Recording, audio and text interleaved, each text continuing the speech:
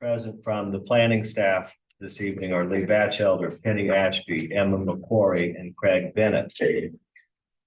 These proceedings are being recorded, and we ask that those who speak please identify yourself for the record. We will conduct this meeting in the usual fashion. We will first receive information from city staff about the application and their recommendation. If the recommendation is favorable and no one objects to the application, the matter is uncontested. The Board of Zoning Appeals usually, but not always, approves uncontested applications. For all applications, the board reserves the right to ask questions of the staff, applicant, or others in attendance prior to rendering a decision. If, however, the city recommends against the application, or if there is opposition to the application, we treat the application as contested and hear from the applicant and anyone else who is in favor of the application. Next, we hear from anyone opposed, followed by a short rebuttal from the applicant. We then close the public hearing portion of the meeting for that particular application and open discussion to the Board of Zoning Appeals members only. We will then make a decision to approve with conditions, or deny the application. The Board of Zoning Appeals zoning has the authority to do three things. Number one, hear appeals to decisions of the zoning administrator. Number two, grant special exceptions, a fact-finding function of the board. And number three, grant variances to the zoning ordinance if the application meets the hardship test outlined in section 54-924 of the ordinance. The board may deliberate and make a final decision on a matter by a majority vote of members present at the hearing and qualified to vote, provided that not less than a quorum is present and qualified to vote. However, an affirmative vote of 2/3 of the board members present and voting shall be required before a use variance may be granted. For a variance to be granted, the Board of Zoning Appeals must make the following findings. A, that there are extraordinary and exceptional conditions pertaining to the particular piece of property. B, these conditions do not generally apply to other property in the vicinity. C, because of these conditions, the application of the ordinance to the particular piece of property would effectively prohibit or unreasonably restrict the utilization of the property. And D, the authorization of a variance will not be of substantial detriment to adjacent property or to the public good, and the character of the district will not be harmed by the granting of the variance. By city ordinance, I'm required to swear you in to tell the truth if you intend to speak this evening. So if you do intend to speak, please raise your right hand. Do you swear to tell the truth, the whole truth, and nothing but the truth? You'll signify by saying I do. I do. Thank you. All right. This evening's agenda has been slashed. And so I just wanted to put everybody on notice at the beginning that we have a number of items that have either been referred or withdrawn from this evening's agenda. Specifically, items B2 for 241, 243 East Bay Street has been deferred. Item B3 for 241, 243 East Bay Street has been deferred. Item B4, 515 East Bay Street and 102 Alexander Street has been withdrawn. Number B5, 6 Montague Street has been deferred.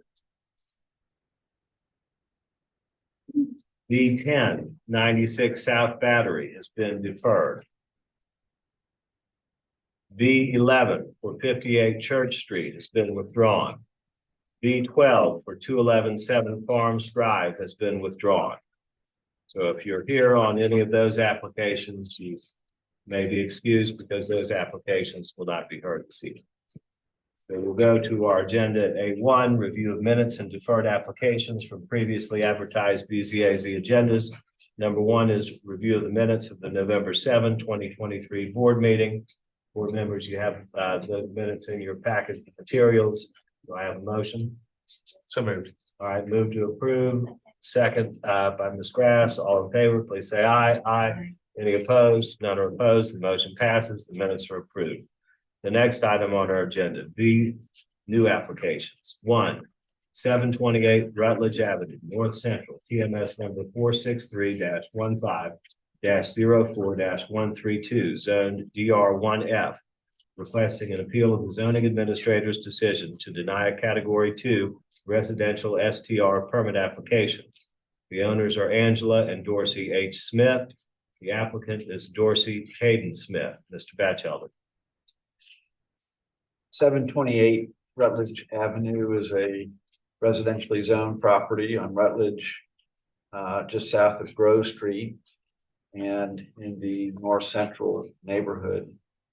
It is a property that contains the main house up front, as shown on this map, and a smaller structure in the back that is a conditioned living area, separate dwelling unit on the property. And this map shows that it's in the category 2 STR district, which means that properties in this district may qualify for a short-term rental operational permit from the city if they satisfy specific conditions that are listed in the zoning ordinance. Here's an aerial view showing the property, and you can see the main house in front, and then the smaller building at the back of the property. This is a view from Rutledge Avenue. And this is information that was submitted with the application for the commercial short-term rental permit. And the information on the left comes from the Charleston County Assessor's Office. So they have information about buildings on properties that are used as part of their assessment or assessor information, and they note the square footage of each building. And in this case, you can see that the building up front is a one-story building with 1,288 square feet of conditioned living space. And then there's a front porch that's separate. And then the rear building is a one-story building, and it has 775 square feet of conditioned living space. And so the category 2 short-term rental regulations state that the STR use may be established in a dwelling unit as an accessory use to the principal residential use on any property not located in the old historic district, so on and so forth. So, so that is the criteria that we used to deny the permit request, because in this case, the applicant was proposing to use the front house, the main house, as the short-term rental and live in the rear house. And so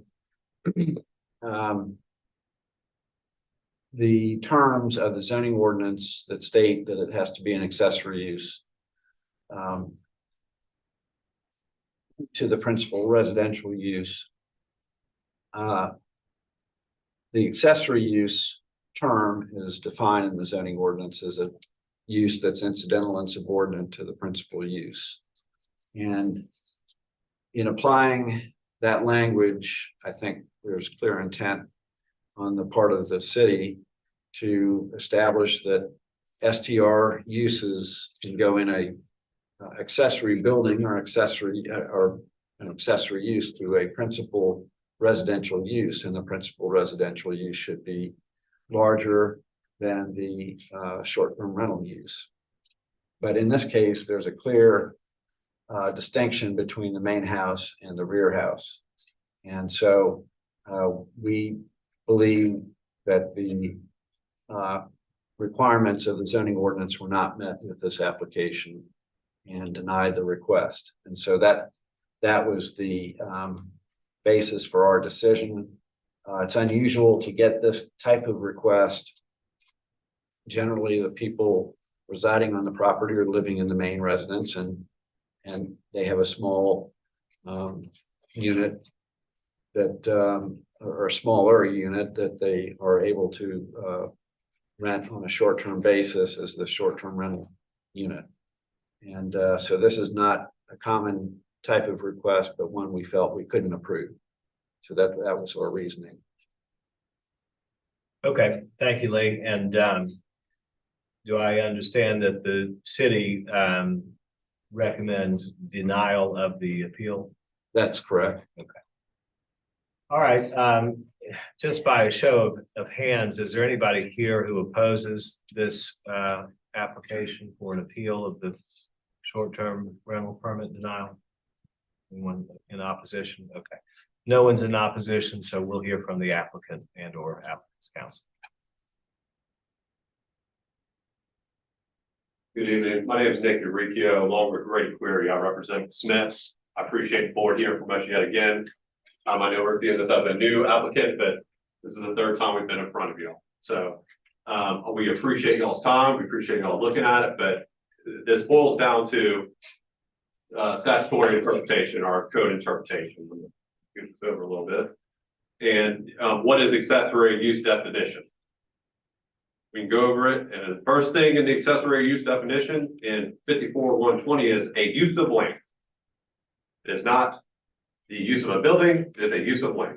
And in this case, the use of land, and we submitted a new outline, and I guess it just didn't get uploaded. No big deal. I can show it to y'all, but it basically is the use of land in this, which would be the whole back area of the residence, plus the land surrounding it, which is not accessible by the STR, is 3,353 square feet. The front residence and the area accessible by the STR is only 1928. So if we're going to go over land use, which I would also argue that it's actually not even really a area, it's actually the purpose of the property. But if you're going to go over land use, it passes under that, under the definition of accessory use. But I would also argue to the board that accessory use is what is the property being used for more? Property is being used for Mr. Smith to live in 365 days a year. That is its use. That is the principal use of the property, his residence. The accessory use is renting out the STR, which will not be rented every day. So I don't believe it necessarily says in the actual square footage use. I think it is what is the property being used for? It is being used as residence. But if that isn't enough for the board, we'll go into some further things. This is a category 2 STR, which is on the peninsula, not in the historic district, I believe is what it is. Those are 8 elements for that category and for that code. And nowhere does it say subordinate use. So we'll look at the other 2, which is STR 1, category 1, and STR category 3.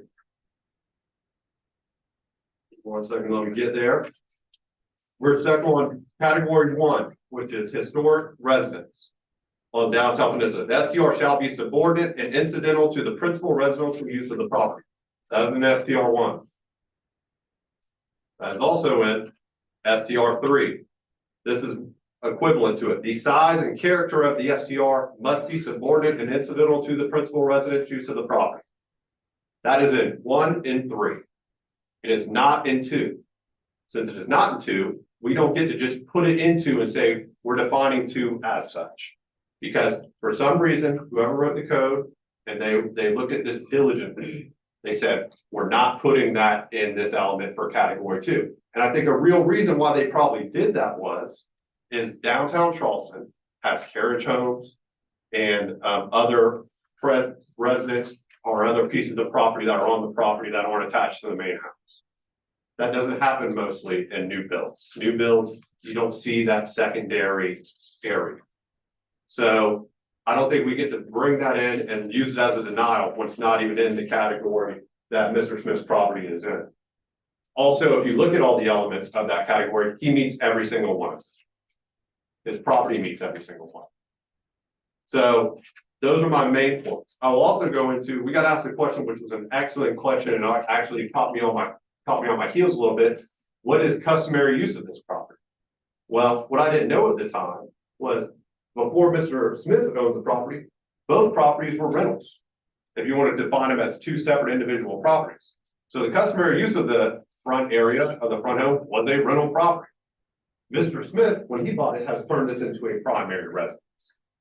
So any way you slice it, our position is he meets every requirement in STR category 2. I don't see one he doesn't meet. And we don't get to interpret the code. The code is what the code is. And there's nothing in there that says a building size or a building square footage determines what accessory use is. That is not an accessory use. It's just not. In that category, an element is not in category 2. It is the use of the property is his primary residence.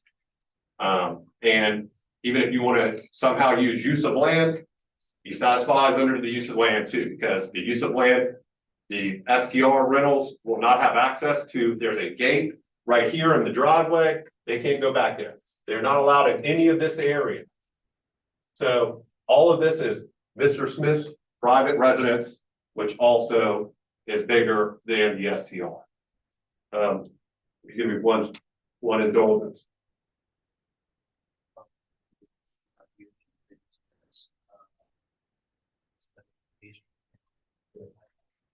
Yeah, and he's just basically saying what we said was, you know, this was a rental property before he owned the property. And I appreciate the board's time. I can go in and answer any questions y'all may have, but I think it's rather clear under the code that this should be approved. Okay, and I don't think that there is anyone here in opposition to the application, Mr. Urico, and you've done a good job presenting. You did a good job presenting on the request for reconsideration. I understand your points. The one question that I have is, you know, it's still, I understand your point that 208.1 and 208.3 they have the language shall be subordinate and incidental to the principal residential use of the property. But 2 also has the words, and we've discussed it, accessory use. So, and I guess my question is, do you believe therefore that the definition of accessory use is one that the board has to consider when evaluating this application? Absolutely. Okay. And accessory use is the definition, but in the definition of accessory use, if we're going to use that, no way whatsoever is square footage mentioned or anything of that. So you don't get to interpret it as square footage when it's not in the code, in my opinion, and that is our position, is the use of land in the same lot with the principal use. The principal use of the land, and no question, I think, is his residence. I don't want to beat a dead horse, but I mean, if there was something accessory use that said you take the square footage of the buildings or anything of that was there, I would understand it. But the interpretation is use of land, and portion thereof customary and incidental and subordinate to the principal use of the land. So, I mean, the principal use of the land is his residence, and even by square footage, it's still principal use is residence. So that's, I mean. Okay, and I'm looking at the definition and it says a use of land or of a building or portion thereof customarily incidental and subordinate to the principal use of the land or building and located on the same lot with the principal use. So land or building, how does the board make the determination of whether we should be looking at the customarily incidental and subordinate nature of either the building or the land? How do we make that decision? Well, I would say this, you know, a use of a land is mentioned first, or a building. And when you're in downtown Charleston, a lot of times the whole land is a building. I mean, if you're on King Street, you don't have any yard, you don't have any sidewalk, you know, other than what the city owns or is used in the city. So I think when you have a lot of land, you're dealing with a use of land first. And then when you say incidental and subordinate, you know, customarily these were originally 2 rental properties. So that was the original use of it. And incidental and subordinate, the incidental is he's renting it out to make money. However, his primary purpose of owning that property is to live. May I add? Yeah, and I've got a question for you too, Mr. Smith. When you purchased it, both of the units were rented, were they rented to the same? In other words, were they separately rented under two separate leases, both for residential use? And do you know whether either building was used for short term, or were those both long-term lease? Long-term would be defined to me as a period of time greater than 30 days for the lease. So I purchased the house from the lady that grew up in the house. She had been renting it through property management since 1995. So from 95 to 2019, it was rented. The management company had two individual contracts. The front Two house- separate units. It was Correct. rented as two units. Okay. So the front house was a bunch of college kids, holes in the sheetrock. For the last 7 years of the back house, there was an older lady and her granddaughter lived back there for the last 7 years of those leases. So that house, was fielded. I mean, I've been living there for years. So it was more of a family home before I bought it in 2019.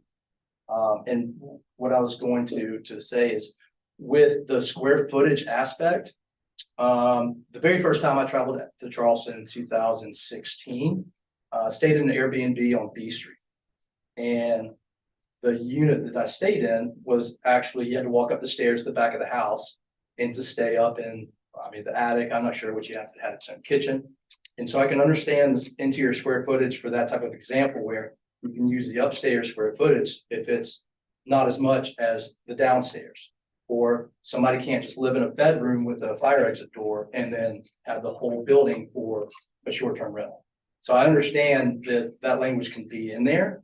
But this is, again, like the separation of the use of land versus if these were not detached property or dwellings, then I could understand the square footage being looked at in this scenario.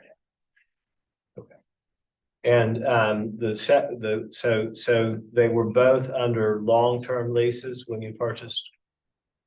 Well, it sounds like one was rented out to a college kids, and I don't know how long they rented out, and one was rented out to a family. Yeah, I mean, College kids likely live there, but yeah, I 3 months mean, out. here for the summer semester. right.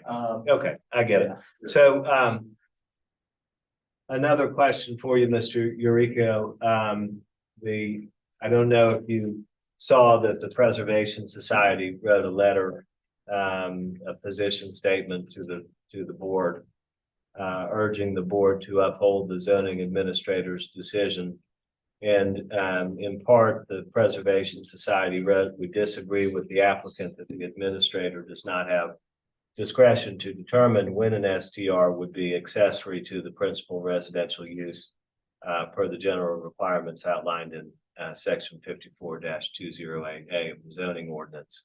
And I heard you, I think, to argue on the motion to reconsider that the zoning administrator does not have the discretion to make this determination. So is that still your position today?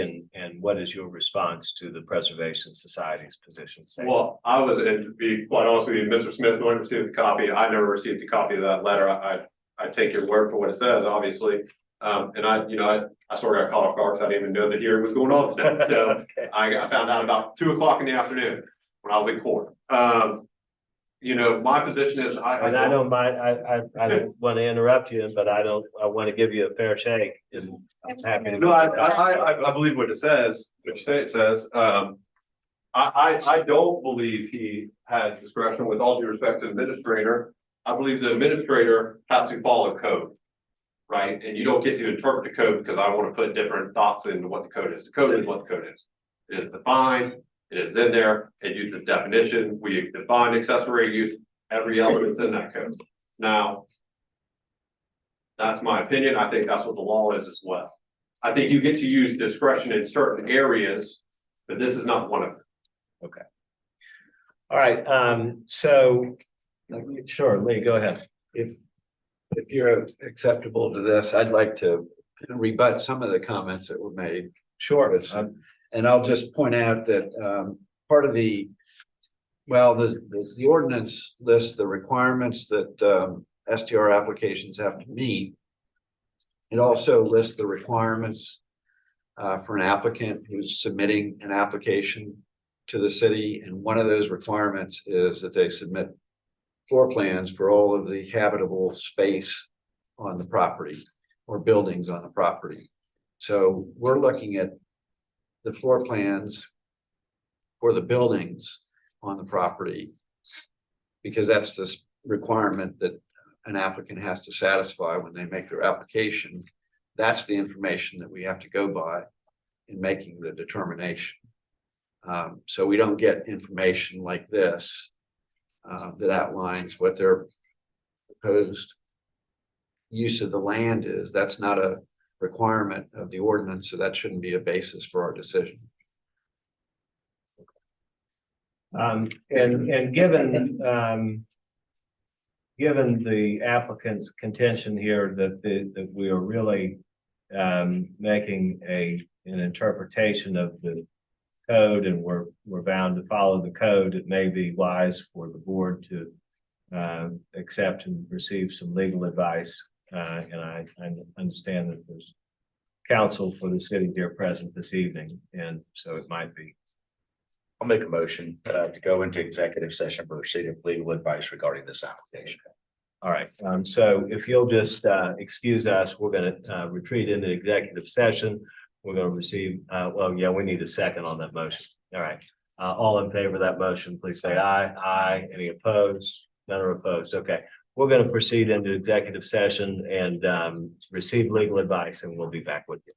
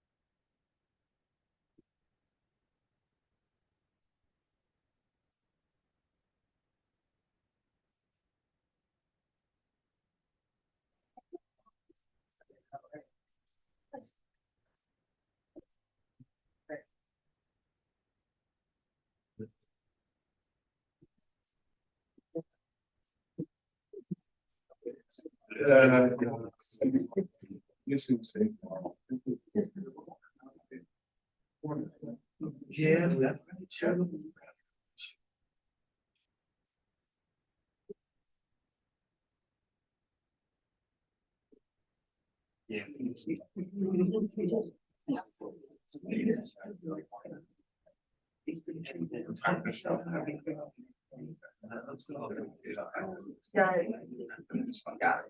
I don't mind saying it. I think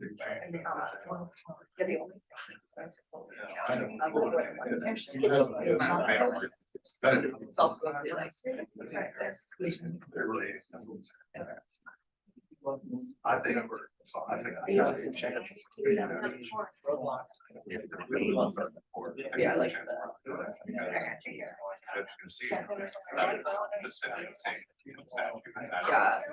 And maybe it's what I saw.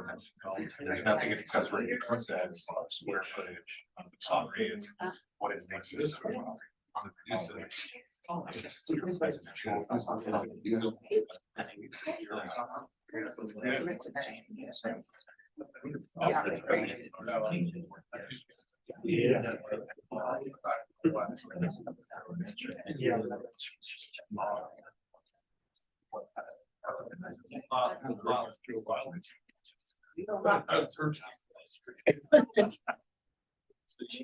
It's a yard shop, kind of feel it.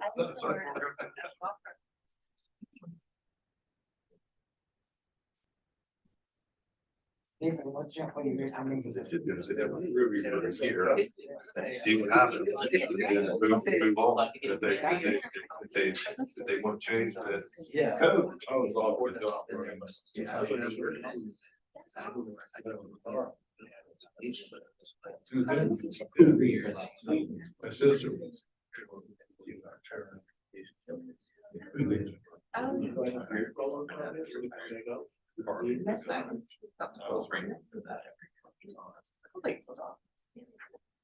Yeah, my roommate went to, but she did write it. Yeah.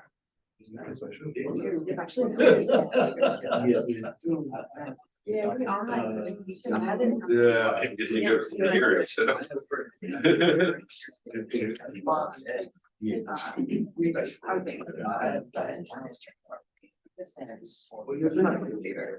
So I should read. I want to watch it. When they do the movies. I haven't seen it. So we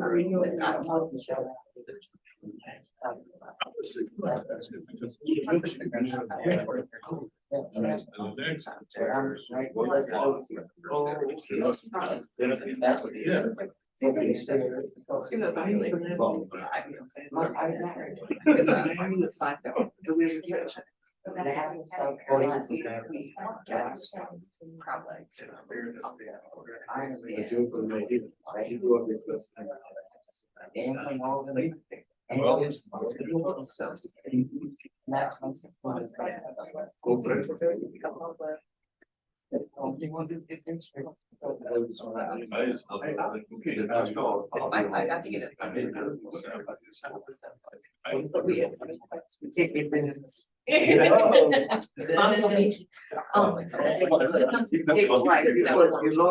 Yeah. Sometimes. I've seen numbers even flying. I didn't, that's how we go. What happens? We need to set something. However, I do work. And Oh, no, you're. let me get to you. We came to talk with the land to find it, because they graduated from high school together, hadn't seen each other since high school. And you went through the first one. 91. Where? Yeah, I go to.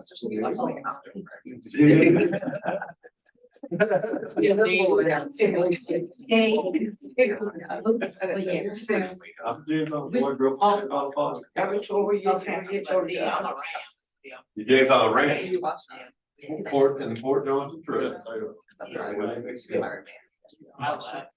That would never mix. Yep. Never. See, we had a big thing where we were James Island, middle school, our Fort Johnson. And now they've built the huge new middle school and they did Camp Road Middle School because they really couldn't think about it. Camp Road Middle School. Well, I was a baby. Yeah, my kids never. Your old school? Oh, Let's go on. Hey, 1963. Yeah. You don't look at days, over 30, how about I'm gonna sue you. No. I'm gonna sue you. Lie. Yeah. That's all. Small. And back. So How do we sit? You're talking with the same language. About that. They didn't know each other. Like two. I thought my kid was like, shit. But did you recognize it? I know it's Japan. So. I'm interested. They'll either come back. I'm sure she watched. They did it a road for us either way. It's like it's I timed it well. Gotta argue to the judge, gotta argue to the judge. Yeah, really. I just don't see.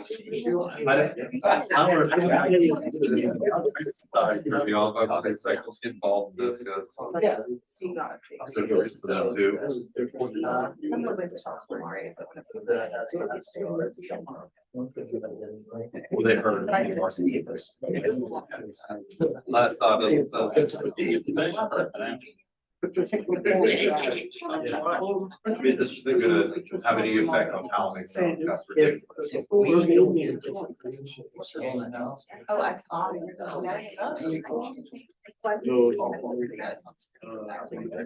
Oh, okay.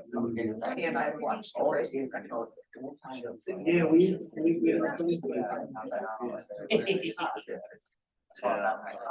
This is so. Yeah,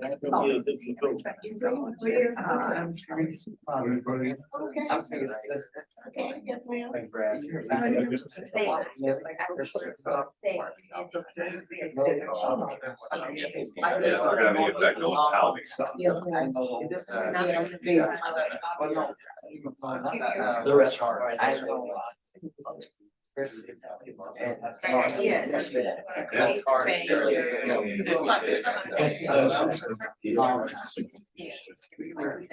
they wanted to be president, or put that category.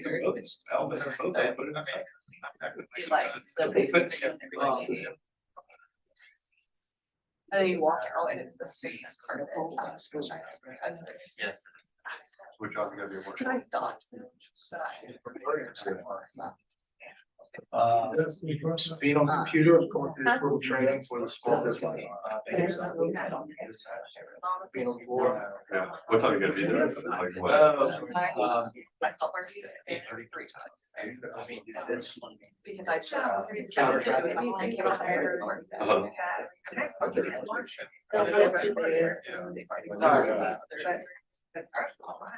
I'm probably. Yeah. Well, you're going to get strapped too. You're going, yeah, so when I go to do something, we're in county for judge once a month, for a week every month. And I mean, I'd be flying out of town, so I'd be stuck in traffic coming in, and then I'll plan back into town if I'm going out. And I didn't realize how bad traffic it got out in Charlotte. And I had a meeting at 10 o'clock in the morning, we put, I think, 5 kids over there. I walked in. And we like Charlotte, and out the street, and her family's house out there concert. Cruise got into Somerville around 65. Dead stop. And I mean, it dead stop, so you got to, actually coffee, and then it died. Where did it? Yeah. I don't understand. Driving up and rolling, it's just, if I forget something. I said a couple of. No. I got one. Like the only way is I can take the rivers back. It's hard to get. To Keel Street. Like my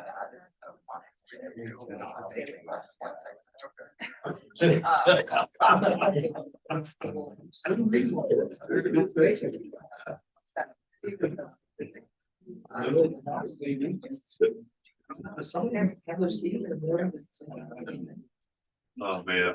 That's what made it. So how long you been there? Oh, so you're great. Well, no, they take whatever came back.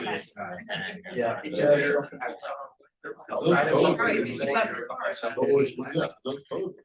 did switch. It was Scotland, so you know, southeastern, 6 hours. Yeah.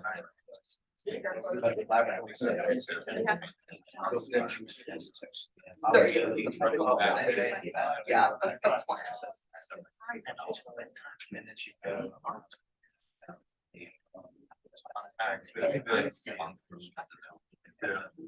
Y'all been getting along. Wow, so y'all got like 23 plus. No good. But yeah, we, 2004. You're 40. Or 36. Yeah, man, I'm a lucky number. Actually, 36. Yeah. Hopefully it's better. No, the wife's plans and stuff, so we got our year anniversary. So she's planning something about over this. She older? Yeah, she's 8 years younger, 8 years much younger, which you know, obviously smarter and more mature. Being trained to correct my ways. No, she's from Albany. And yeah, man, long story short, she's a started project. And she didn't have the money to like have my school days, so she would do work. But the one she got an offer college paid for abroad on it, and did very well. Came to term pro, and she was part of as a tree student. She would work for like the best trainers in the country, but this $100. So they always like. Yeah, the big jump. Yeah. Pretty. She'd wake up. Called 100 jumpers, and you're thinking of So this is the big stuff. so that's different, that's cross country. This is like when you do the big race, And when they're all in one regular jumpsuit, And they. that's, Yeah, this is. It's pretty. that's exactly, that's a hundred. Jumpers are, they're doing the same rate, but they're jumping as high as That's right. they're going fast. Wednesday, Under, it's like how pretty. But anyway, she would go to bed at like, you know, 2 in the morning, and have to be up at 4:30. Nonstop, like trailer and having people's horses from New York to Florida. You know, riding 8 or 9 horses to get it ready in the morning to fly. Now she's one step back from that. She's in, she works for Gig Pro and she's in their marketing or their Well. sales team, not like. They still want to make sure. Yeah, so she works for the actual app. Right next to. So she does like the pro where you hire her to be a dishwasher or. No, she's put together, trying to go after accounts. That's not correct. So she gets, she does the account, she hires, she gets her the health side of it.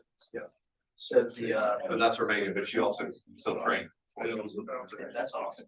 I've never. I mean, like, I get off work, when I leave work, I get home, she's she's left, because she works at home, she's left to go to the mall. And then she gets home at like 8 o'clock, 7 o'clock, we have dinner, and then she goes to bed, I watch.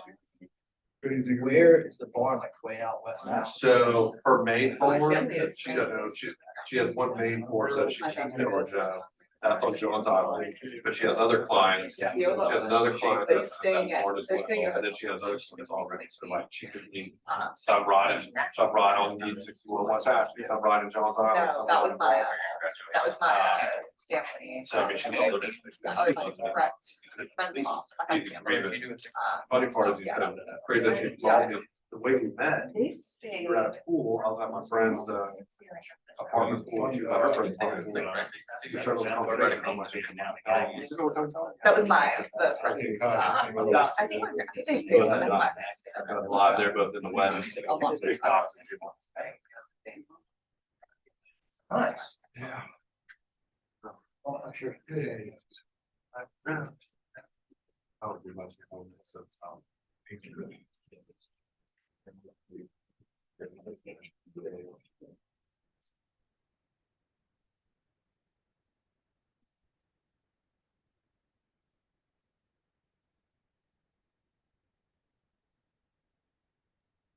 Make a motion to come out of executive session. I do have a second. Second. All right, the motion is seconded. All in favor, say aye. Aye. Opposed, none opposed. We're out of executive session. We're back on the record. No action has been taken. The board received legal advice. No decision has been made. This is a difficult application to consider. We appreciate everybody's time and we appreciate you coming before the board a couple times on this. So I do have another question, but I also wanted to give you, now that you've had an opportunity to review the Preservation Society letter, whether or not you had any further response to that letter. Thank you. I reviewed it. I disagree with their interpretation of it, obviously, for a multitude of reasons. I think that like as I said before, with all due respect to the administrator, on individual, I don't think he has discretion in this manner when it comes to what is a accessory use of the property. I think accessory use is defined. You have to stick to that definition. Also, you know, the other thing is when it talks about available housing stock, I don't think one STR rental is going to affect housing stock. I find that I just wholeheartedly disagree with that. If that was the case, and we were worried about housing stock when it came to this, there would be a lot more elements when considering that, in my opinion. And obviously, Charleston has a housing stock issue. This STR is not going to pull that one way or another. I think we meet all the elements. All right, thank you, Mr. Eurico. And I have one question that could be answered by you or the applicant. I know that as part of the application procedure that's outlined in section 54-208 for short-term rentals, one of the requests is to, or one of the requirements for submittal of the application is under subsection C1C, which are floor plans drawn to scale of the habitable structures on the property that clearly designate all rooms to be used by STR guests and the specific room or rooms to be used by guests for sleeping. And I just wanted to know whether or not that was part of the submittal for this application. Your honor, or your honor, so he's being in court this afternoon. I know. Yeah, can you point me to which one you're saying? I'm sorry. Sure, yeah, I think it's, let me just go back so I've got the right section first. I think it's under, section 54-208, the following provisions shall apply to all residential short-term rentals, STR. And then you go to subsection C of 54-208, which is application procedure. One, new applications, and then subsection C under one has that floor plans drawn to scale. That must be part of the application. Okay, yeah, I get where you're going with that. Yes, I think we satisfied that requirement because we gave that, but I think they want that when you're talking about an STR that is actually in the same building on the property, right? These are two separate buildings. So, I mean, we satisfied that requirement, obviously. I think that the thing that makes this one unique more than others is a lot of these STRs, my understanding is like when you're renting a room, right? And it's all the same house. You know, they're not two separate buildings. So I think that's what that's more asking for. We obviously submitted that when we submitted the paperwork. But this is it, that's because usually the house or the building that's using the STR takes up most of the property. Okay. That would be not my interpretation. Was part of the submittal to designate which land would be for the accessory use versus the principal use? Yes, it was. We put it in that. It's in the where it's the red and blue outline. Is that part of the application or was that part of the presentation subsequent? That was part of the presentation, and when they asked us to resubmit our application, so we got to do a whole new application to y'all. This was submitted. Okay, all right. And so with respect to the floor plans, does that inform the board at all? In your opinion, does that inform the board as to whether or not it should be looking at the building as the accessory use or the land as the accessory use? The fact that you've got to submit building floor plans?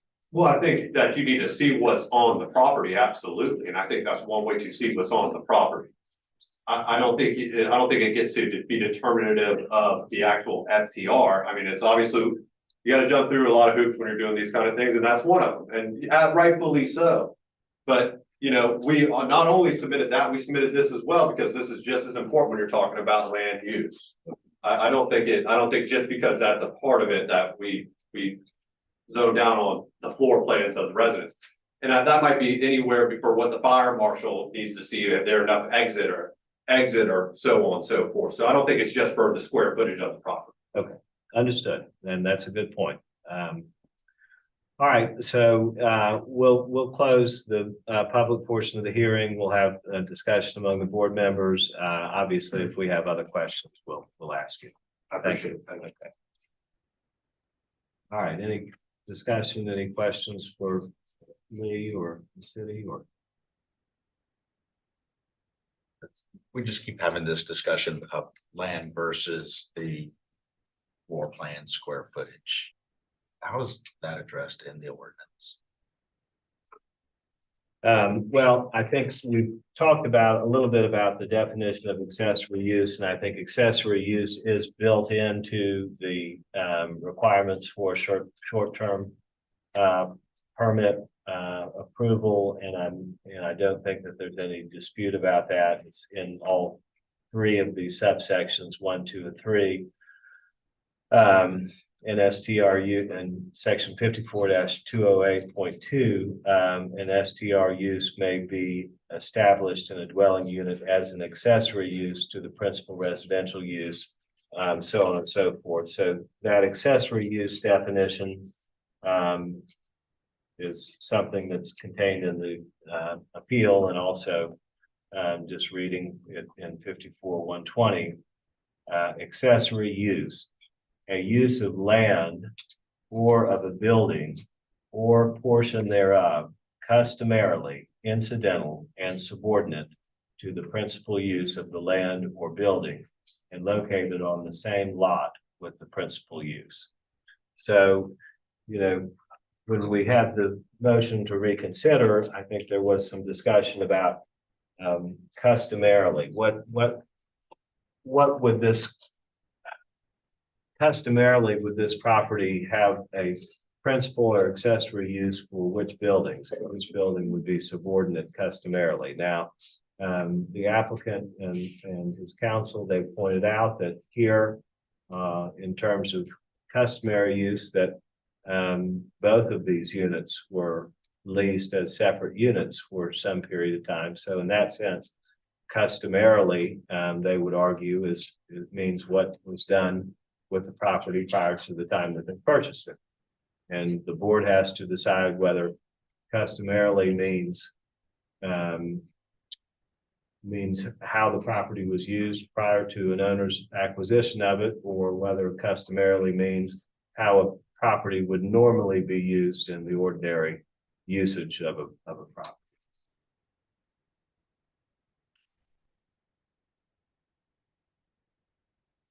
And so, when it talks about accessory use, land or building, it might be helpful to understand the section 54-208 on the whole, and whether it's really talking about an accessory use of land or is it's talking about an accessory use of a building.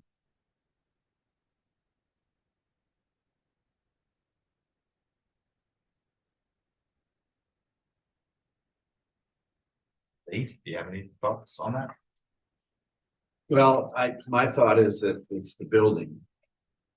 That the accessory use is land or building, but the building is what's clearly addressed in the application requirements, because there is that requirement for floor plans of habitable structures. And then there is a requirement for a site plan of the lot showing the location of the proposed residential STR unit. And that would be, in my opinion, noting the building that would be used for the STR unit. So I think it's about the building and not the use of the land on the lot. So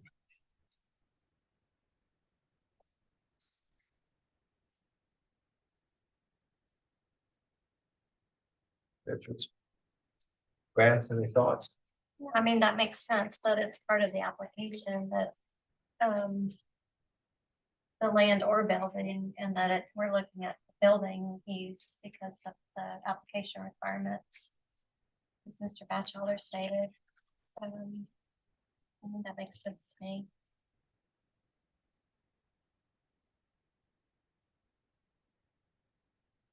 Yeah, I agree. It seems to me that we're looking at the accessory use of the buildings in this instance, and as we noted in the section, whatever it was that said it's use of land or building, and customarily you're looking at the building footprint, and the primary residence is clearly one of the accessory. It's the other.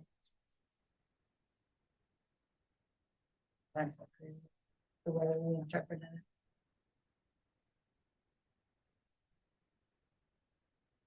All right.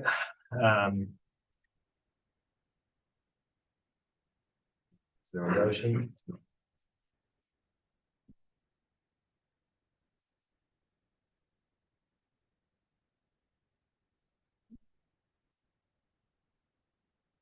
I'll make a motion to deny the appeal. Okay, there's been a motion made by Ms. Grass to deny the appeal. Do I have a second on that motion? Second. All right, Ms. Richards seconds that motion. All in favor, please say aye. Aye. Any opposed? None are opposed. The appeal is denied. I appreciate your time. You gave an excellent presentation, and we had to think very carefully about all the arguments that you made. So thank you very much. Okay.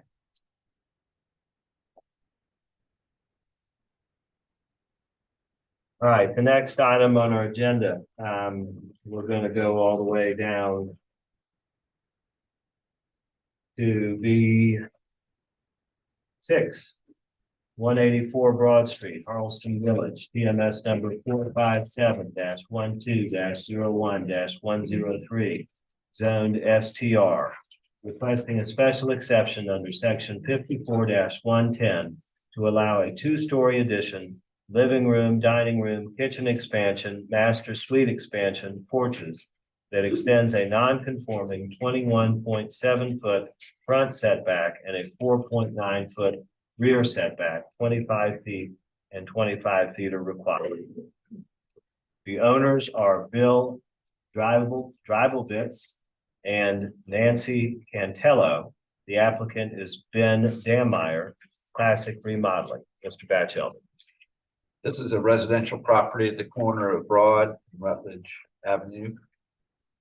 And you can see on this map that it is a small lot relative to some of the lots around it, and that the house that sits on the property is very close to the north or rear property line. And so it's a Broad Street address. The house faces Broad Street, so it's an unusual way of placing a house on this lot. But the application, and here's an aerial view just showing that house on the lot and the neighboring homes. The application includes plans that are very detailed, and so I'll just run through those. So here is a site plan showing the existing house and the proposed addition and porch infill. And Broad Street is on the bottom of the screen here. So Broad Street is down here at the bottom of the screen. Rutledge Avenue is on the left side. And so the side property line is the Rutledge Avenue side of the lot. There's no issue with the side setback that is required, but in the STR zoning district, which is what this property is zoned, the front and rear setbacks are supposed to be 25 feet. So clearly the house does not meet those requirements. It's a non-conforming situation. So what they're asking for is simply to extend that non-conforming rear setback and non-conforming front setback by building this addition to the side of the house. And these are photographs of the existing home, more photographs of surrounding homes, aerial view. Here is the home in question right here, and some historic photographs. So the lot was not occupied in the 1872 bird's eye map. And then you have on the lower right a photograph of the property's turn of the century. And you see that there was an addition on this house that extended very close to Rutledge Avenue back then. And so apparently that addition was removed at some point. And then these are the floor plans, just noting that what the use of the room will be. First floor, second floor, respective drawings illustrating the addition with the porch that would face Rutledge Avenue, elevations.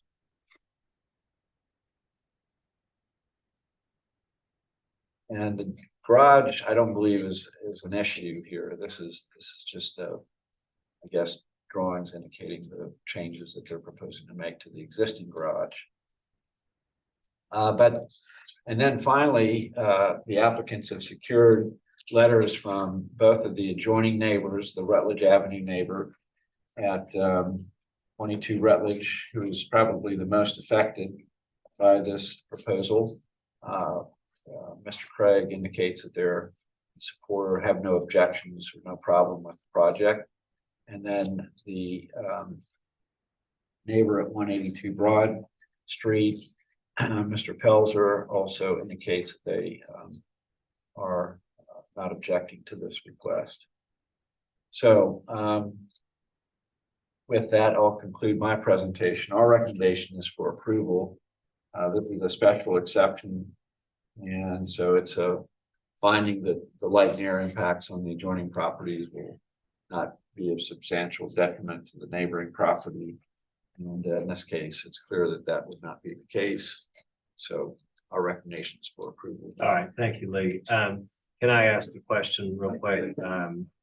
The neighbor whose property is directly adjacent to the addition that's proposed, is that neighbor one of the neighbors who has written a letter of support? Yes, this is 22 Rutledge Avenue. The Craigs live here. They've written that letter stating that they're fine with the proposal. And where are the Pelzers? The Pelzers are at 182. So this property right Okay, here. so both of the adjacent East. properties Yeah. have weighed in with their support. Okay. All right, do we have anybody here in opposition to the application for 184 Broad Street? Just raise your hand if you're here in opposition to that application. All right, seeing no one in in opposition, do we have the owner or applicant here? Yes. All right, is there anything you'd like to say to the board? No, I think pretty much covered it all. Just wanted to highlight that the setbacks for this property are completely kind of out of line with the use of the house and what's on there now.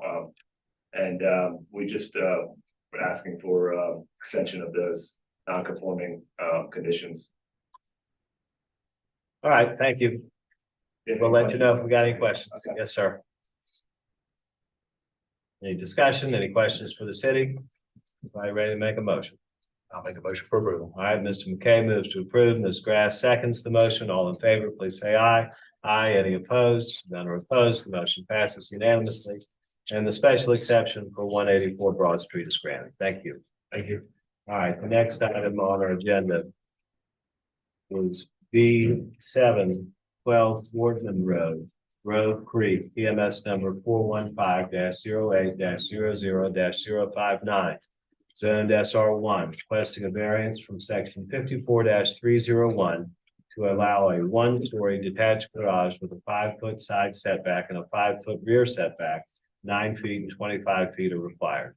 The owner is Lori Elliott. The applicant is First Team Construction. Mr. Batchelder. So residential property. And these are photographs, aerial photographs showing the property application. So the site plan shows the proposed small garage that they would like to add to the property. You see the front property line at the bottom of this site plan. You see the house. And then in this rear corner of the property is where they're proposing to build this one-story 12 by 28 square, 12 by 28 foot garage. See that they don't have much space behind the house. So they're not able to push the garage back, get it behind the house and meet the exceptions that would allow us to staff approve a garage with these setbacks, or even rear setback of 3 feet, side setback of 3 feet. So they're proposing they're seeking your variance to the standard set of rules. Another site plan. The garage is proposed to be 336 square feet, so it's very small. Here's an elevation showing the garage.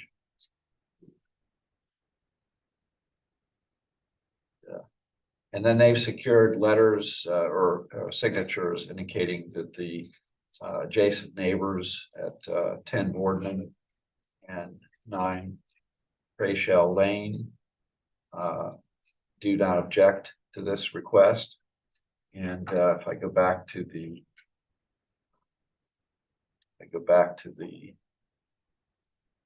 map, you'll see 10 Boardman right here.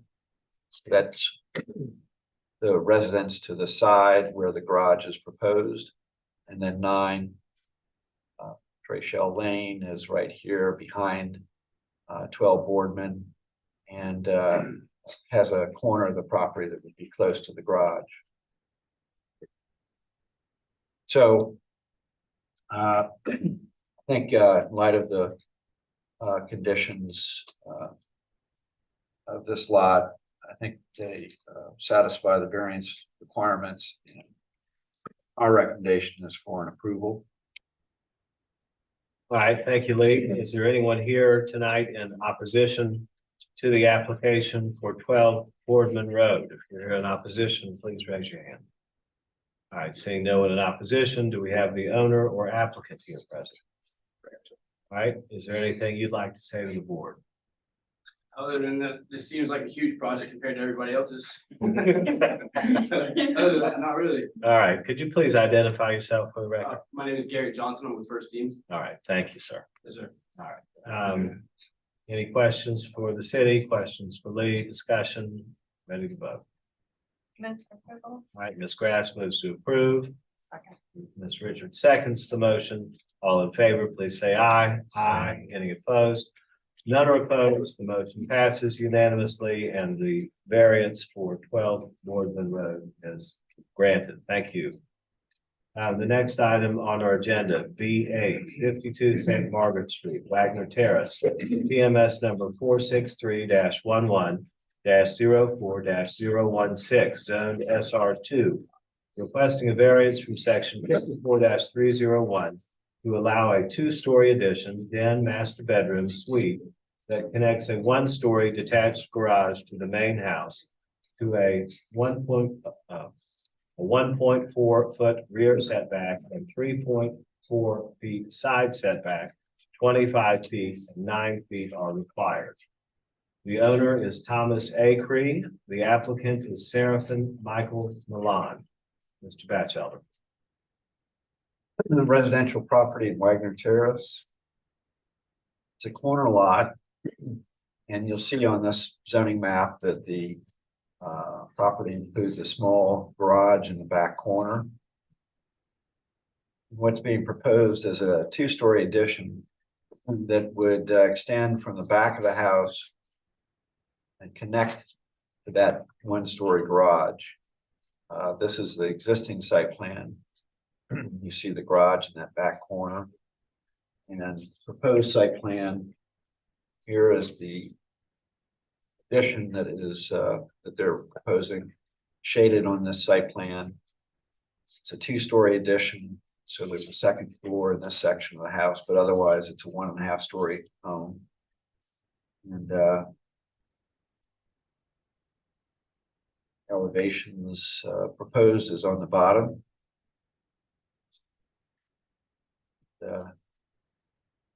Go.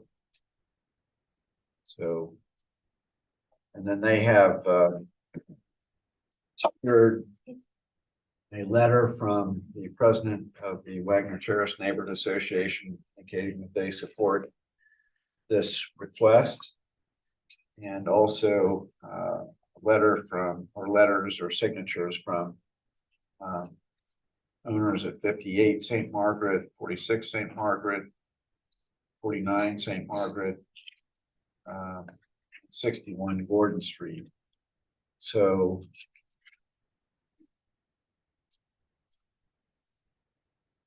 and I'll just go back to the site plan. So got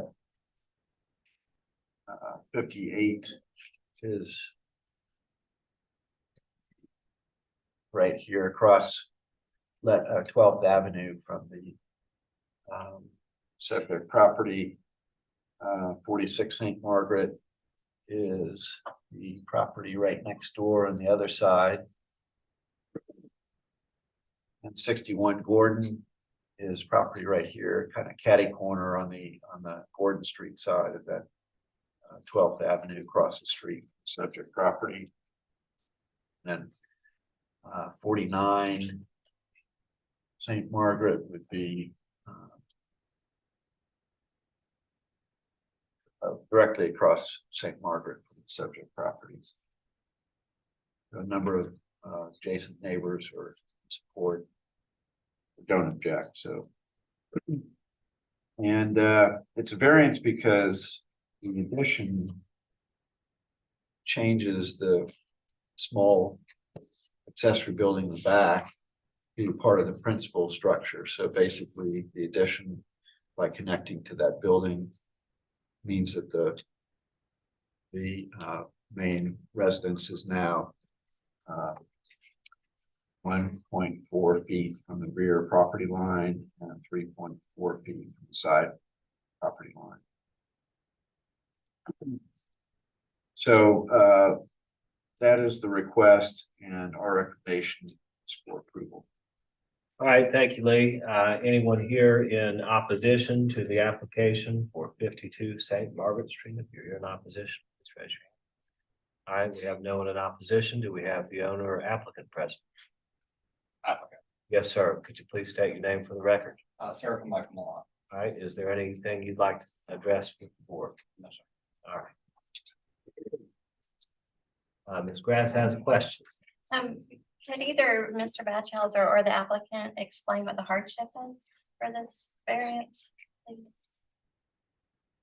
Well, I don't know exactly how far the existing house is from that garage, but there's very little room on the property to build any addition to the existing house. It's a one-story house. And so you're on a lot that could have 2.5 stories. So you're restricted as far as how you can expand or modify the existing house, and really limited to this option. And it's only because of that building in the back that you end up having such a small rear setback and side setback for the main residence. So this is how we've treated these types of additions in the past. Perhaps in this case, it's not as appropriate because it's such a small space between the two, between the main house and the garage right now. So it's not a very large addition in terms of the footprint, but it does have that impact of making what is now 2 separate structures, one larger structure. The current house is 1 story and the addition is 2 stories. Is that what I? Yes, Understood. so this is the elevation. You see the side elevation shown right here. So the addition is this. It's the full 2nd floor and then part of the 1st floor. And nothing from the neighbors that were at 51 Gordon? It seemed to be right next to the property. 51 Gordon Street is this house right here. One of them mentioned that's a church that's not currently used, and you were not able to get in contact with anyone from that property.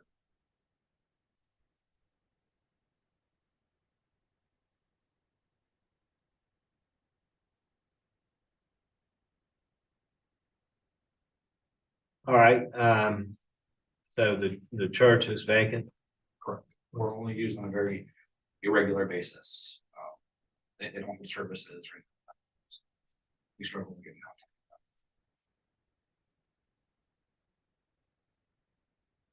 contact. Any follow up on the hardship questions?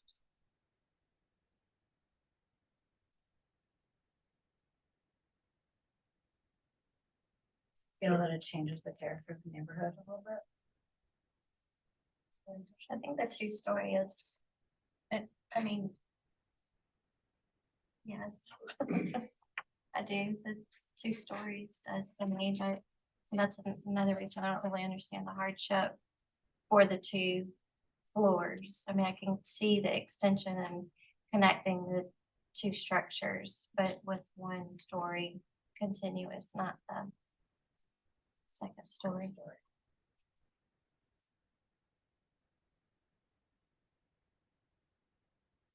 Okay, unless there are any other questions for the applicant or questions for the city, is someone prepared to make a motion? Or deny the application? Well, Mr. Batchelder, what do you feel about the second story? I mean, you think fits into the character of the neighborhood? Well, I think they've done a good job of trying to make it fit into this building. These are, this is the rear elevation on the bottom. The other side elevation here. I guess it will be visible from the front, but perhaps not as visible as it's shown here in this elevation. And I mean, it So- just seems like the roof line continuing that might be a better option. Since it is clearance.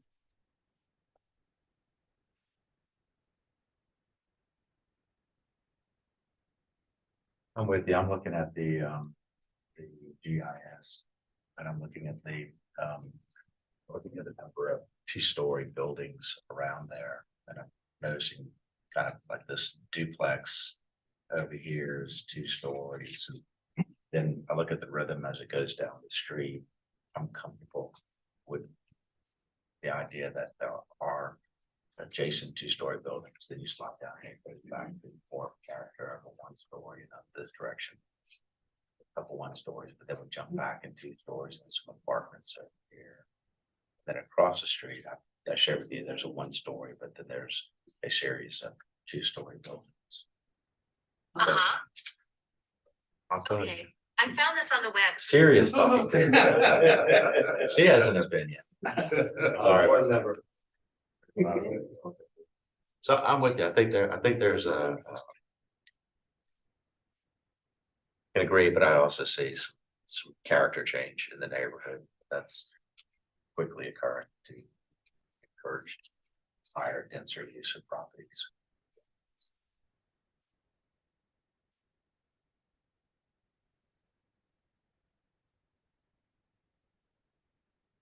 Can't make a motion. Are we ready to make a motion? If y'all are ready, when y'all are ready.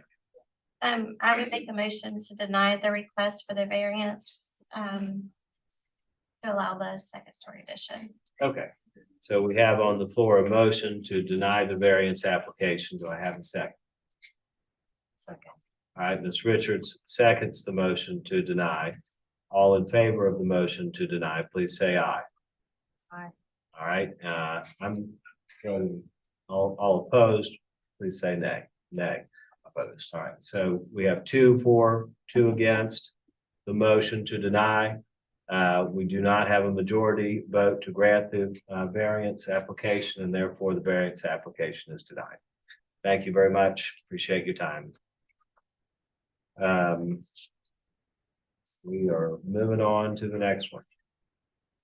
We are under section B, new applications, number 9, 2030 Ferris and Cyrus Road, PMS number 341-00-00-079, zone SR1, requesting a variance from section 54-301 to allow construction of a single-family residence with a 10.2-foot front setback, a 10-foot rear setback, a 20.2-foot total front and rear setback, 25 feet, 25 feet, 50 feet are required. The owners are Patrick and Zoette Sanders. The applicant is Zoette Sanders. Mr. Batchelder. So this is a residentially zoned property on James Island. And it is a very unusual property with exceptional and extraordinary condition, in my opinion. But it is a lot that is 818 feet wide and 86 feet deep. You see it on the zoning map right here. And it's largely vacant. And what the applicant is proposing to do is build a new single-family home on this lot. But rather than face Ferris and Cyrus Road, they would like to turn the house and have it so that there's a large front yard and a large backyard. And you'll see that on the site plan. This is the home that the proposers build. And here's the site plan. So approximately in the middle of the lot, side to side, they would place this house and orient it so that the front yard faces to the east, and the backyard is to the rear or to the west. And by doing that, you end up with since most homes are rectangular in this area of the city, you end up with very narrow setbacks from the front property. What we would feel is the front property line along Ferris and Cyrus Road, and then the rear property line, which is the opposite property line. So if the house was turned, it would probably satisfy those requirements, but it's not. They would like to take advantage of the shape of the property by orienting it this way, and I think there is a clear exceptional and extraordinary condition with the lot being the dimensions that it is. That's unusual. So for those reasons, I would recommend approval, and that's also worth pointing out that they did do their homework and secure lots of signatures of support from other residents in that area. So our recommendation is for approval. All right, thank you, Lee. Is there anyone here in opposition to the application at 2030 Ferris and Cyrus Road? If you're here in opposition, please raise your hand. Okay. But okay, we'll hear from you in just a moment. And so we'll give the owner or applicant, if the owner or applicant is here. Okay, we'll give you an opportunity to speak if you'd like. I'm Zoette Sanders, my husband Patrick Sanders. The lot I inherited, but we just got it about a year ago, and understanding that the lot is very narrow, we would like to request to have the house positioned as we did. I do have my builder here that I'm sorry, our designer here that would be able to answer any questions that we might have as far as why we did or is requesting to have the house turned down. Okay, thank you, ma'am. All right, so we have a designer here. Yeah, Patrick Broderick. Okay, Mr. Broderick. Basically, all I have to say is it's kind of two issues. I mean, the first issue is certainly the setback requirements in this area. This being a city lot on James Island, of course, its own city, but comparative to other areas around that may be in town of James Island, the typical setbacks for this area are, like 25 in the front, 10 on the sides, 10 to 15 in the back. This being a lot that's 80 feet, approximately 85 or so deep, when you take 50 out of that, it really compromises the lot from front to back. If you call Ferris and Cyrus, the main road, which it's really a shared access road for the homes in there. It's not a paved road. There's not a curb and gutter. I mean, it's really just a dirt road. So my interpretation and what I have wanted all along was to have this interpreted as the front being the one that is closest to Riverland Drive. And I think way back in time, the houses did have addresses on Riverland Drive. And it was more or less more of a shared driveway. So that was my thought, and that's what we're all in agreement with the application, is that the front of the lot, with the most room to take out of, with the 25-foot setback on the short side of the lot, and utilize the middle, and actually, with the slim nature of the lot, be able to look at a yard and not the doorsteps in right up. So we thought it was appropriate to do so, but that's why we're here. Thank you, Mr. Broderick. All right, do we have anybody else who is in support of the application? All right, so ma'am, we'll hear from you, and whoever else would like to comment or speak on the application. Yes, ma'am, that would be wonderful. Thank you.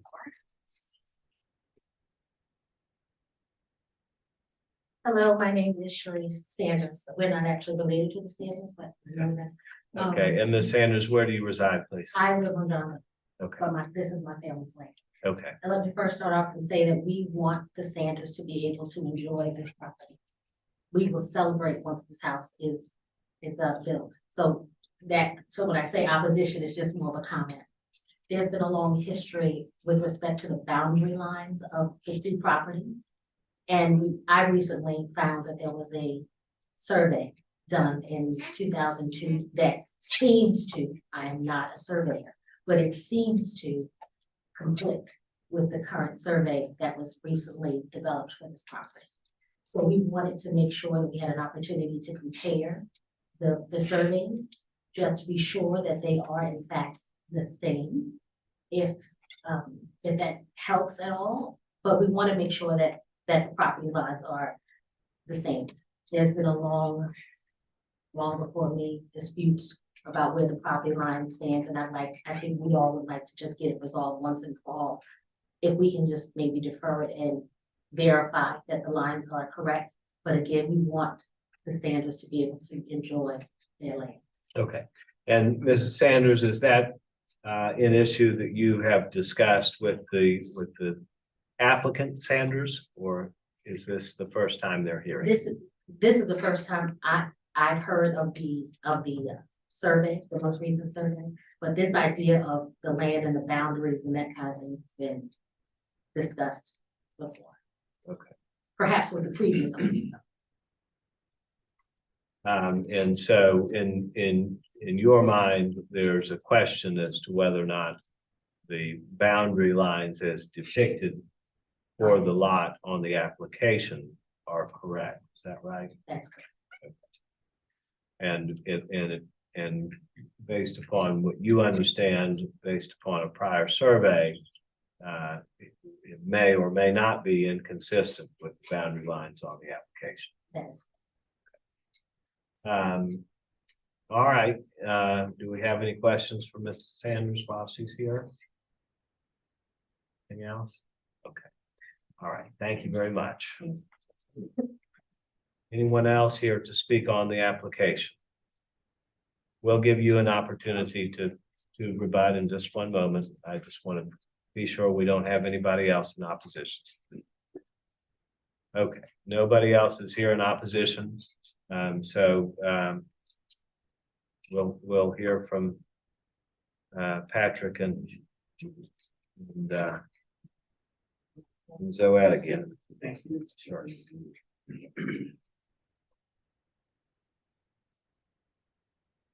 Good afternoon, Zoet Sanders. Apparently, I'm hearing this for the first time. The property was acquired by my husband and I over a year ago now, where we had it surveyed. About 4 to 6 months ago, we just had it surveyed by Palmetto. Right. And I feel as though if there was an issue, that they're stating that in 2002, when the property was not mine, they had an opportunity at that time to get it surveyed to make sure that everything was in place. Palmetto Surveying did do our survey, and they did the survey before that. So I'm feeling as though if there was an issue, or if there is an issue, I do feel as though they had plenty enough time to have a survey done to show something different.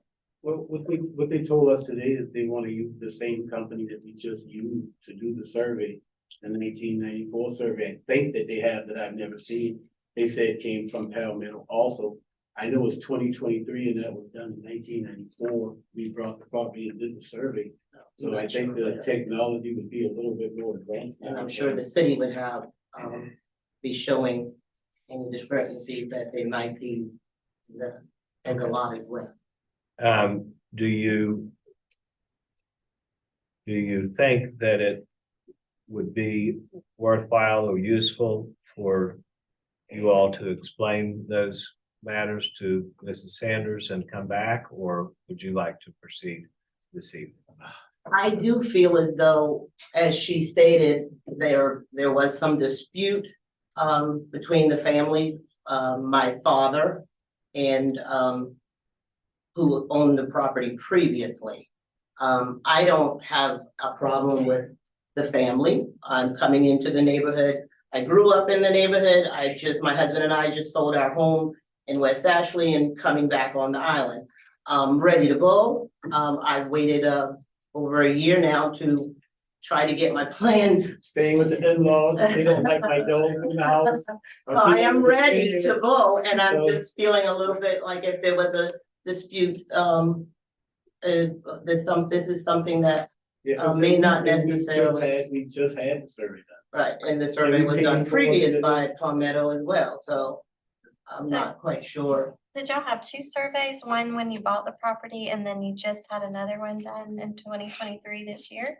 We assume that the property already had. Go ahead. The property it was surveyed because it was 7 acres. And in order to get the property divided, it had to be surveyed in order to divide the property. I acquired 1.6 acres. After it was divided. And so when it was divided, the surveyor had to do all of the work to get the property split. And so when I got ownership of it, I had it surveyed to me, so that I can put up the stakes to actually show the boundary lines. So that's what I know. Who got the other side of the property? One more time. Who got the other side of the property? My sisters. Your sister? Yeah, so my sister. I have 2 of them. And did y'all have to go through a closing and have title changed? Yes. Yes, yes. Okay, well, we will discuss this among the board and we'll let you know if we have any more questions. Thank you. Thank you. Well, Lee? Ever had this issue raised before? Questions about whether or not a survey is accurate? Yes, we do have those kind of issues come up from time to time. And we have a standard response, which is we can't settle that dispute if there is a dispute between adjoining property owners. So we don't get involved in that sort of thing. We receive plats from registered surveyors and who are licensed by the state to do this kind of work and go by what we receive. And I think disputes between plats are appropriately settled before the magistrate, is my understanding. So tends to be what we advise people to do if they have a real dispute over the location of a property line. Okay, let me ask you this,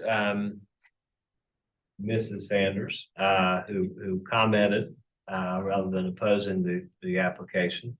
Do you have an interest in the property that's adjacent to the subject? Yes, Okay, and where is? we're right at the top where it says Mildred Sanders and the flooding. Right there. Yep. Okay, so that's your property This is there. actually, just to be absolutely clear, this is Mildred Sanders. That is Mildred. our Mildred Zero. All right. I understand.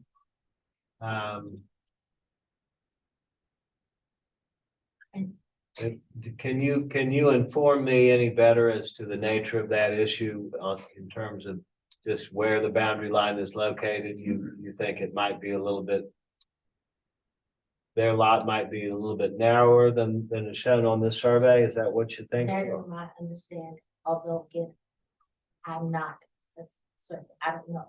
Right. But that is my understanding.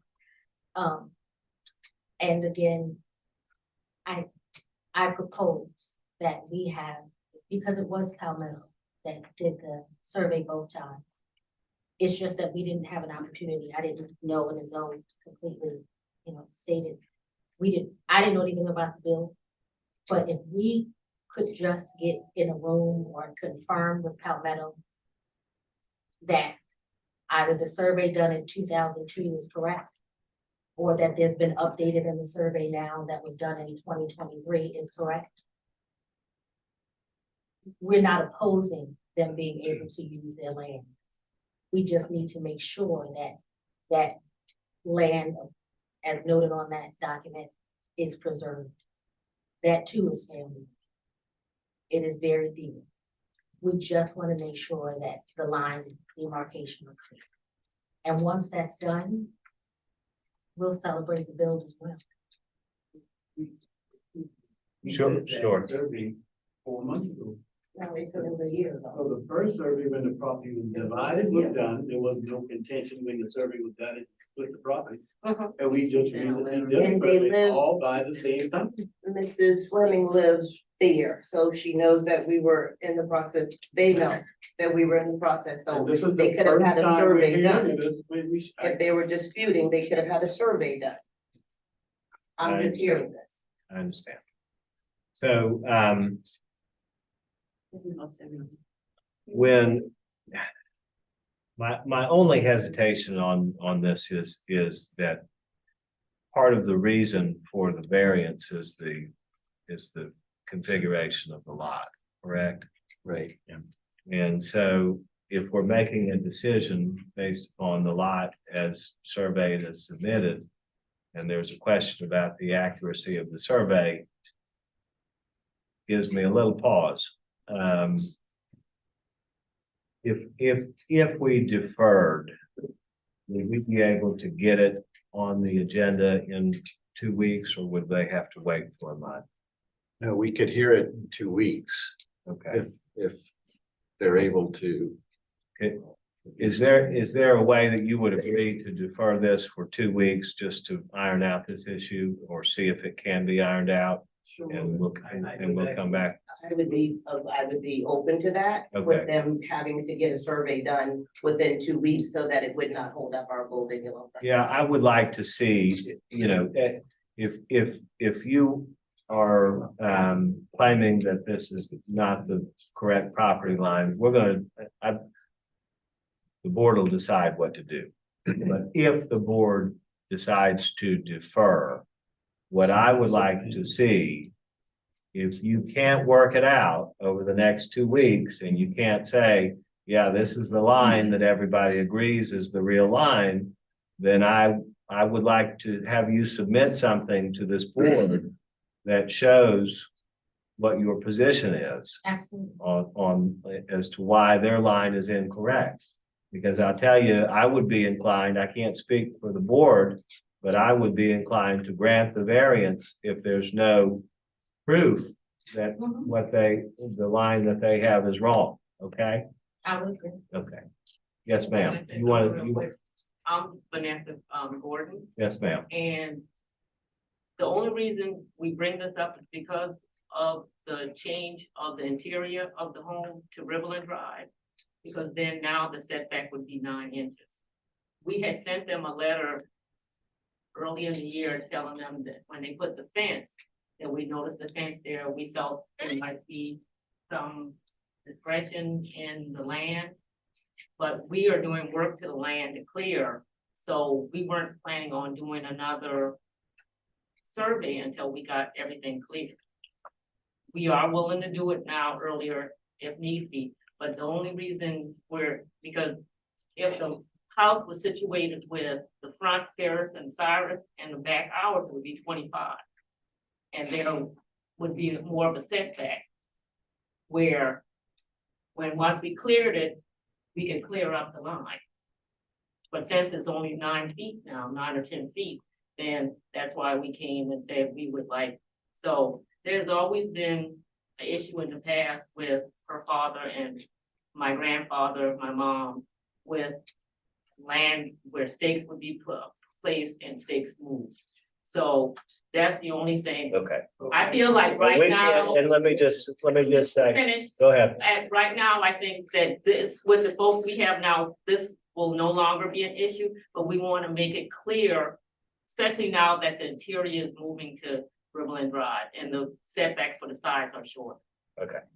And let me just be clear that we're not a body that is going to adjudicate the property line. Clear that. Okay. Clear with that. We are here to make a decision on a variance. And what I'm doing is what the board may be doing is giving you an opportunity to work this out before it's heard in 8 weeks. Okay? Okay.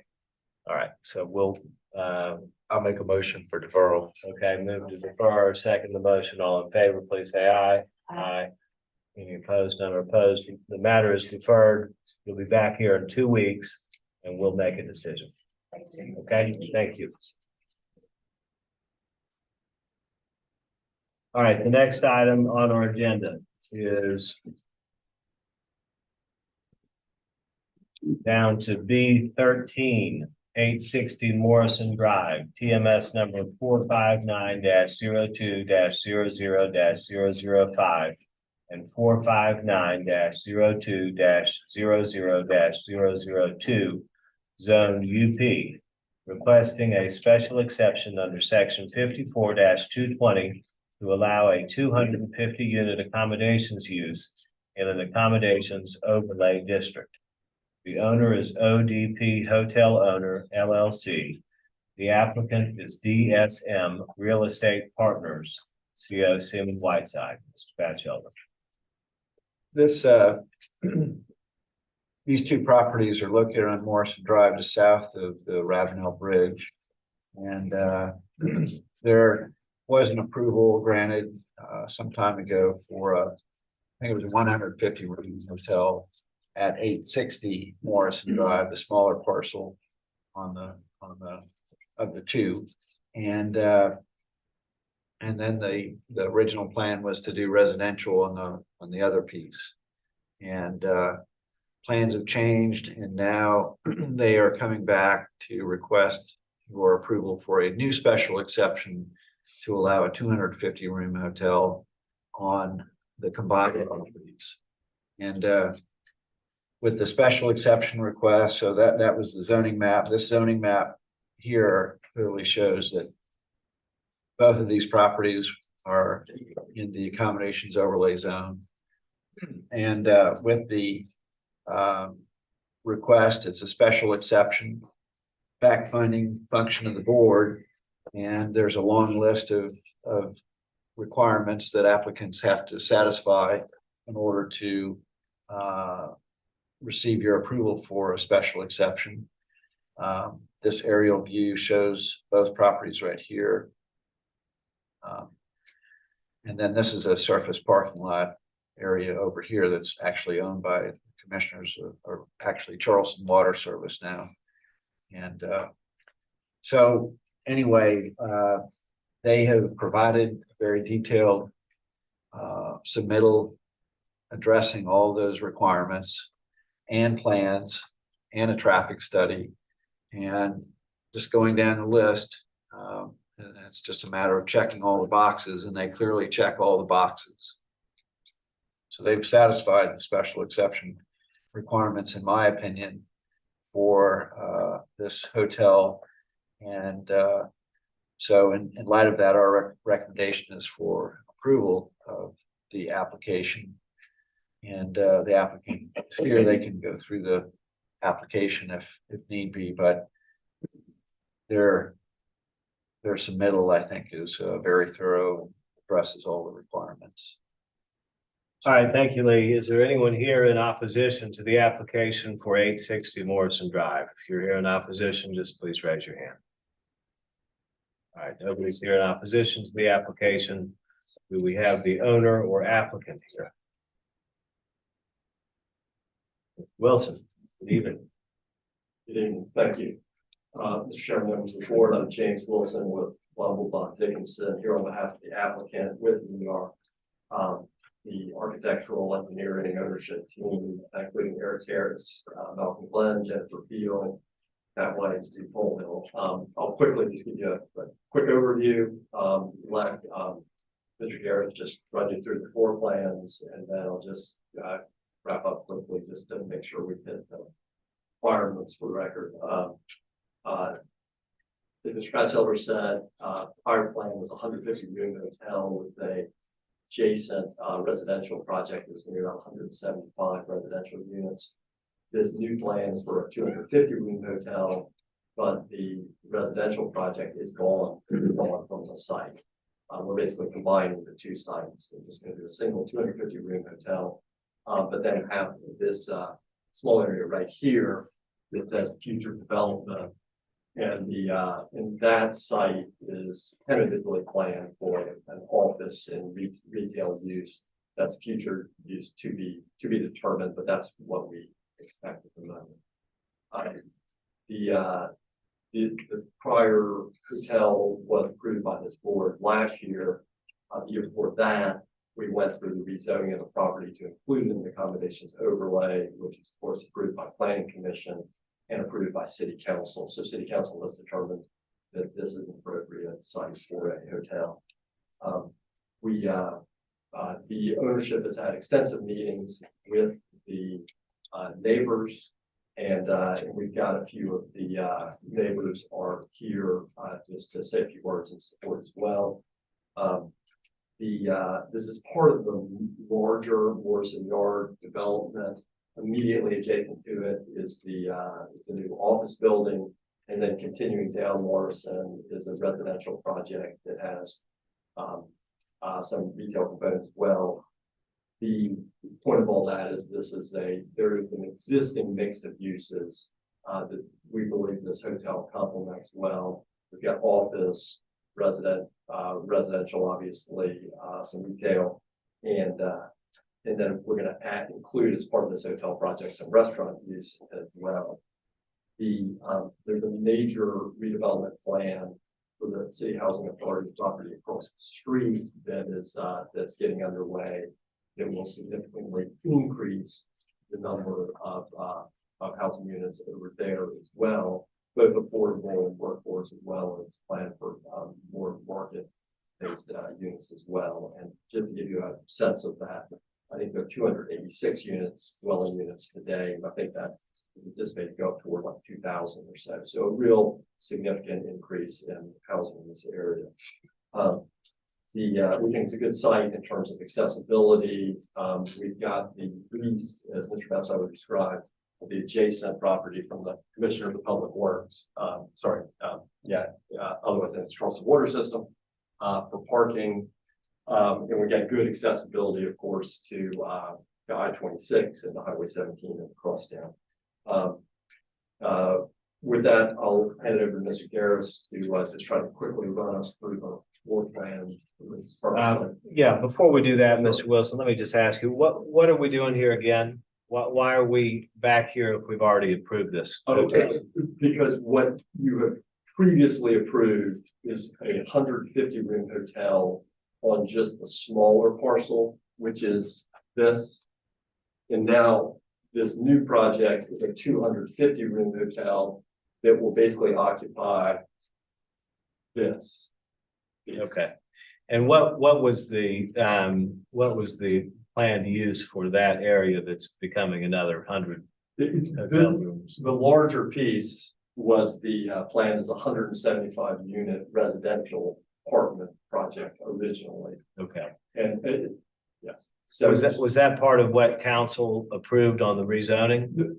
No, council rezoned both of the parcels, the small one and the big one, to include them in the accommodations overlay. But when we came to you first, we only asked to use one of them for a hotel use for 150 room hotel. Now we're coming back to you and saying, we changed the project. We actually want to use both of them together for a 250 room hotel. More hotel and less residential. Exactly. And then with the addition of that future development site, presumably for a combination of office and retail.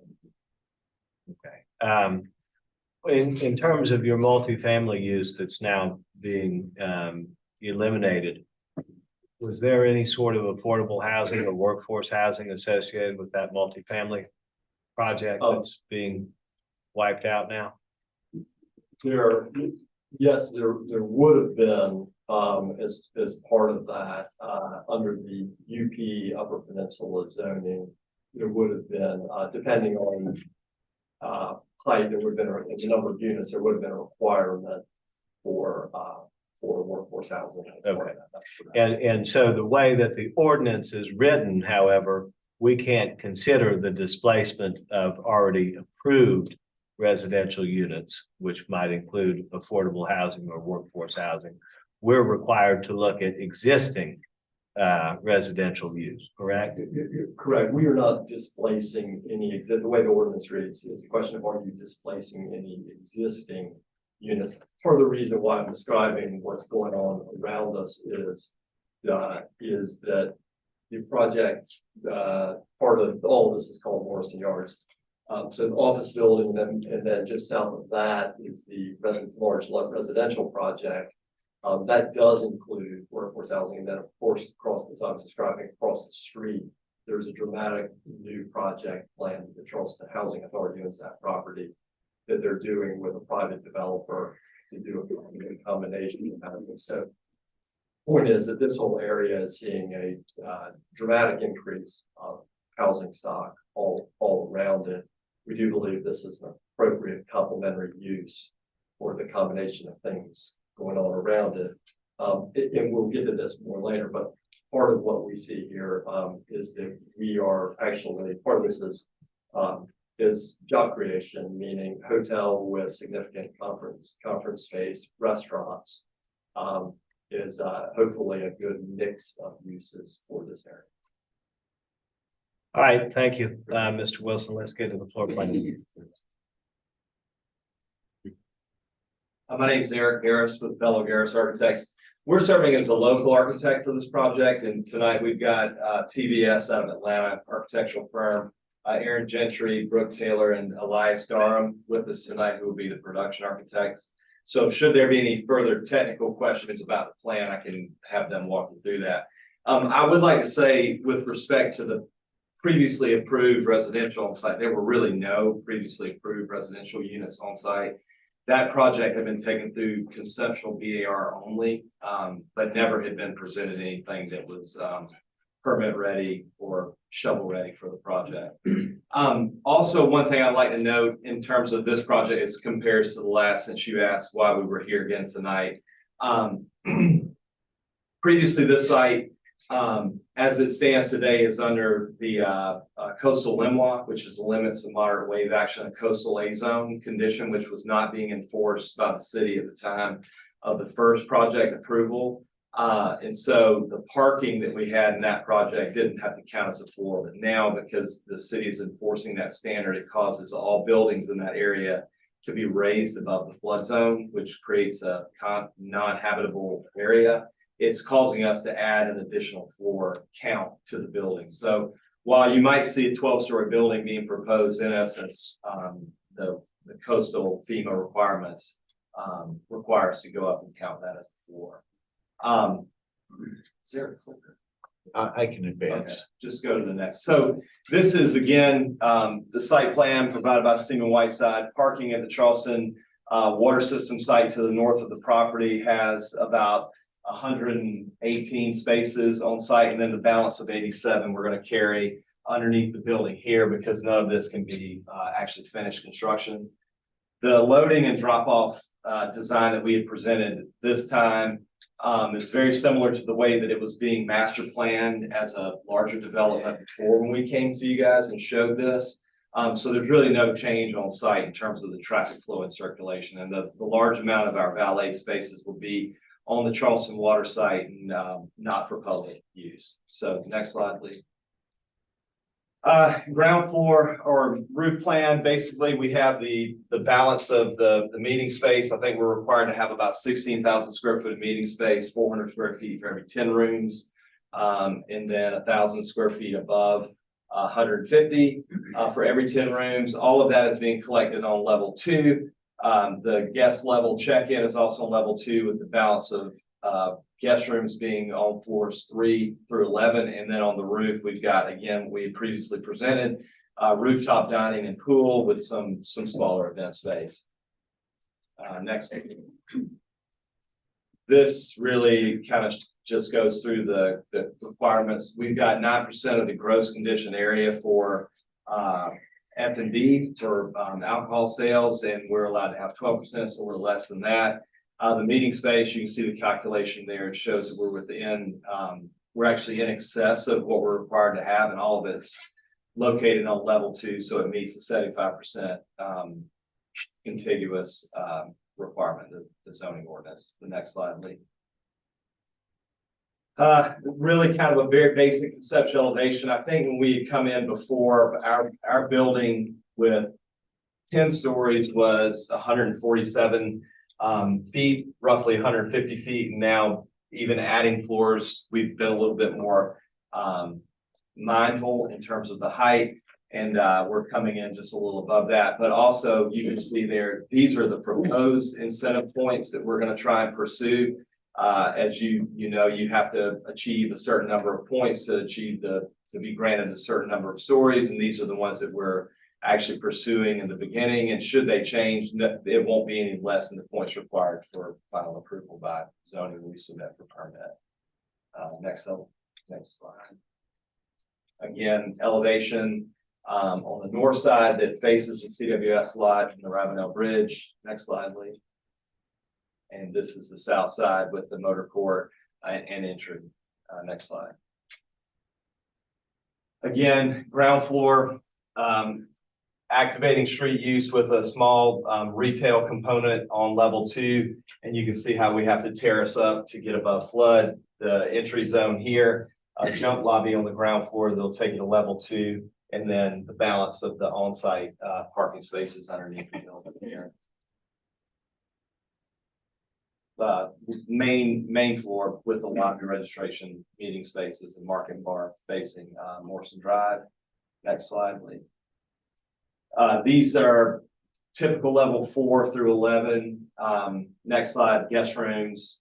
The building steps back at the street so as not to be so imposing. Hopefully the BAR agrees with that. It was a strategy we had used on some of the other projects that were previously designed. We can go through these quickly.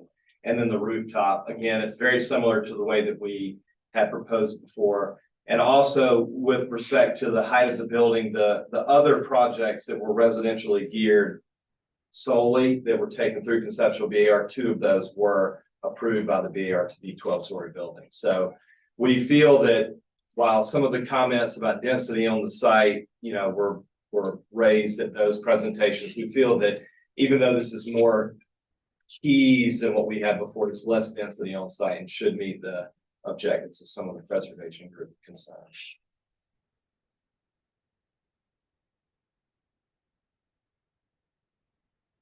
So I'll try to just very quickly run through the criteria. We're not displacing any existing residential or retail or office. We are to access the site, there's no need to drive through any residential district. We do have a traffic memo, of course, that was submitted with application prepared by Ms. Beal, a traffic engineer. We believe we're contributing to a diverse mixed use district. I've already described the other components of Morrison Yard, what's going on already is built around us. We're meeting the requirements in terms of the limits on restaurant and bar space. The guest drop-off area is all entirely within the site, that entrance driveway and traffic circle. We exceed 10 sleeping units. We're within the allowed number of hotel rooms for our zoning. We won't share any of our facilities with other accommodations use. As Eric described, we meet the meeting space requirement, which is about 16,000. We'll have about 18,000 square feet of meeting space. This is not a full service hotel if that's defined in the code, so we won't result in having more than 8 full service hotels on the peninsula. Will of course contribute to the city of Charleston Affordable Workforce Housing Fund, like all hotels do. Sort of skipping over ones that we've already really touched on. The cumulative number of vehicle trips is set forth in the traffic memo is attached. Morrison Drive is an arterial road. Of course, it's a four-lane road right there, provides good access to Highway 72 across Crossdale and I-26. There are no other accommodations uses that are approved within 500 feet of us. The proximity of residential districts, which I've already described, are across Morrison Drive, and then 2 properties to the south. The accessory uses are really what Eric described, that restaurant or market, retail restaurant use facing Morrison Drive as well as the rooftop restaurant element. We don't think those would have any negative impact on the neighborhood. The parking requirement, 2 spaces for every 3 units, that's 167 spaces are required. We have just over 200 spaces based on our lease and parking underneath the building. There are no known industrial uses or uses producing hazardous materials around us. The client, of course, is owners committed to environmental sustainability. In fact, under the UB zoning, you have to give the points to do the height, and part of that is with green building elements and so forth. That's part of the project. We think we're well situated for guests to reach important, elements, attractions within the city, and of course, a shuttle will be provided as is required under the ordinance. There are 2 recently constructed cargo bus shelters that have been added on either side of Morrison Drive. Oh, and I should have said, as part of the overall Morrison Yard project, creating new pedestrian connectivity and crosswalks across Morrison Drive was part of the whole project. For employee parking, as I said, we'll have just over 200 parking spaces, which means that that's about 34 in addition to the required 167 for the guest room. So we will have got ample parking. We'll have bicycle storage available. We'll subsidize car passes for employees who like to use that. Apologies on this there. And of course, the donor is committed to making good faith efforts to engage minority business enterprises, women-owned business enterprises in this project, as well as to hire from the population of Charleston. I'll stop at that point. I do know, as I mentioned, that there are a couple of folks from the Eastside neighborhood who are here would like to speak briefly. Before we do that, can you just address this in this particular application, please? This is section 54-220.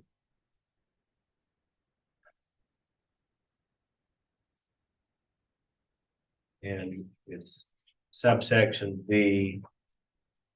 And then it's E, it's on page 2 of the cover letter here. The location of the accommodations use will contribute to the maintenance or creation of a diverse mixed-use district.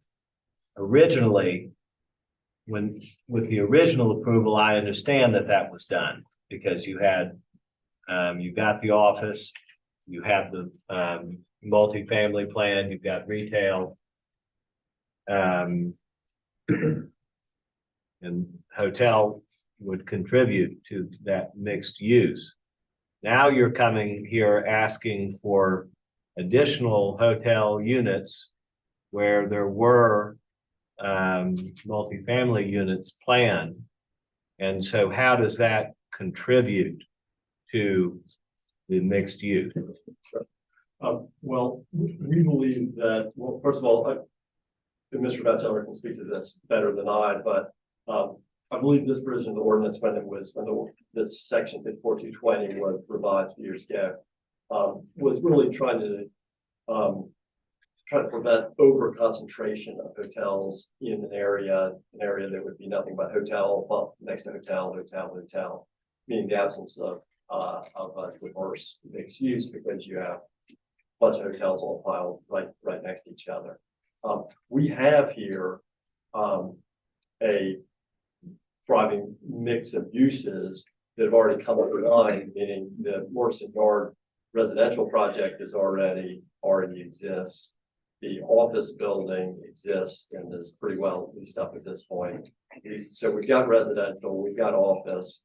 We're of course adding some restaurant use as well as meeting space in addition to hotel, as well as the additional development site that we have there.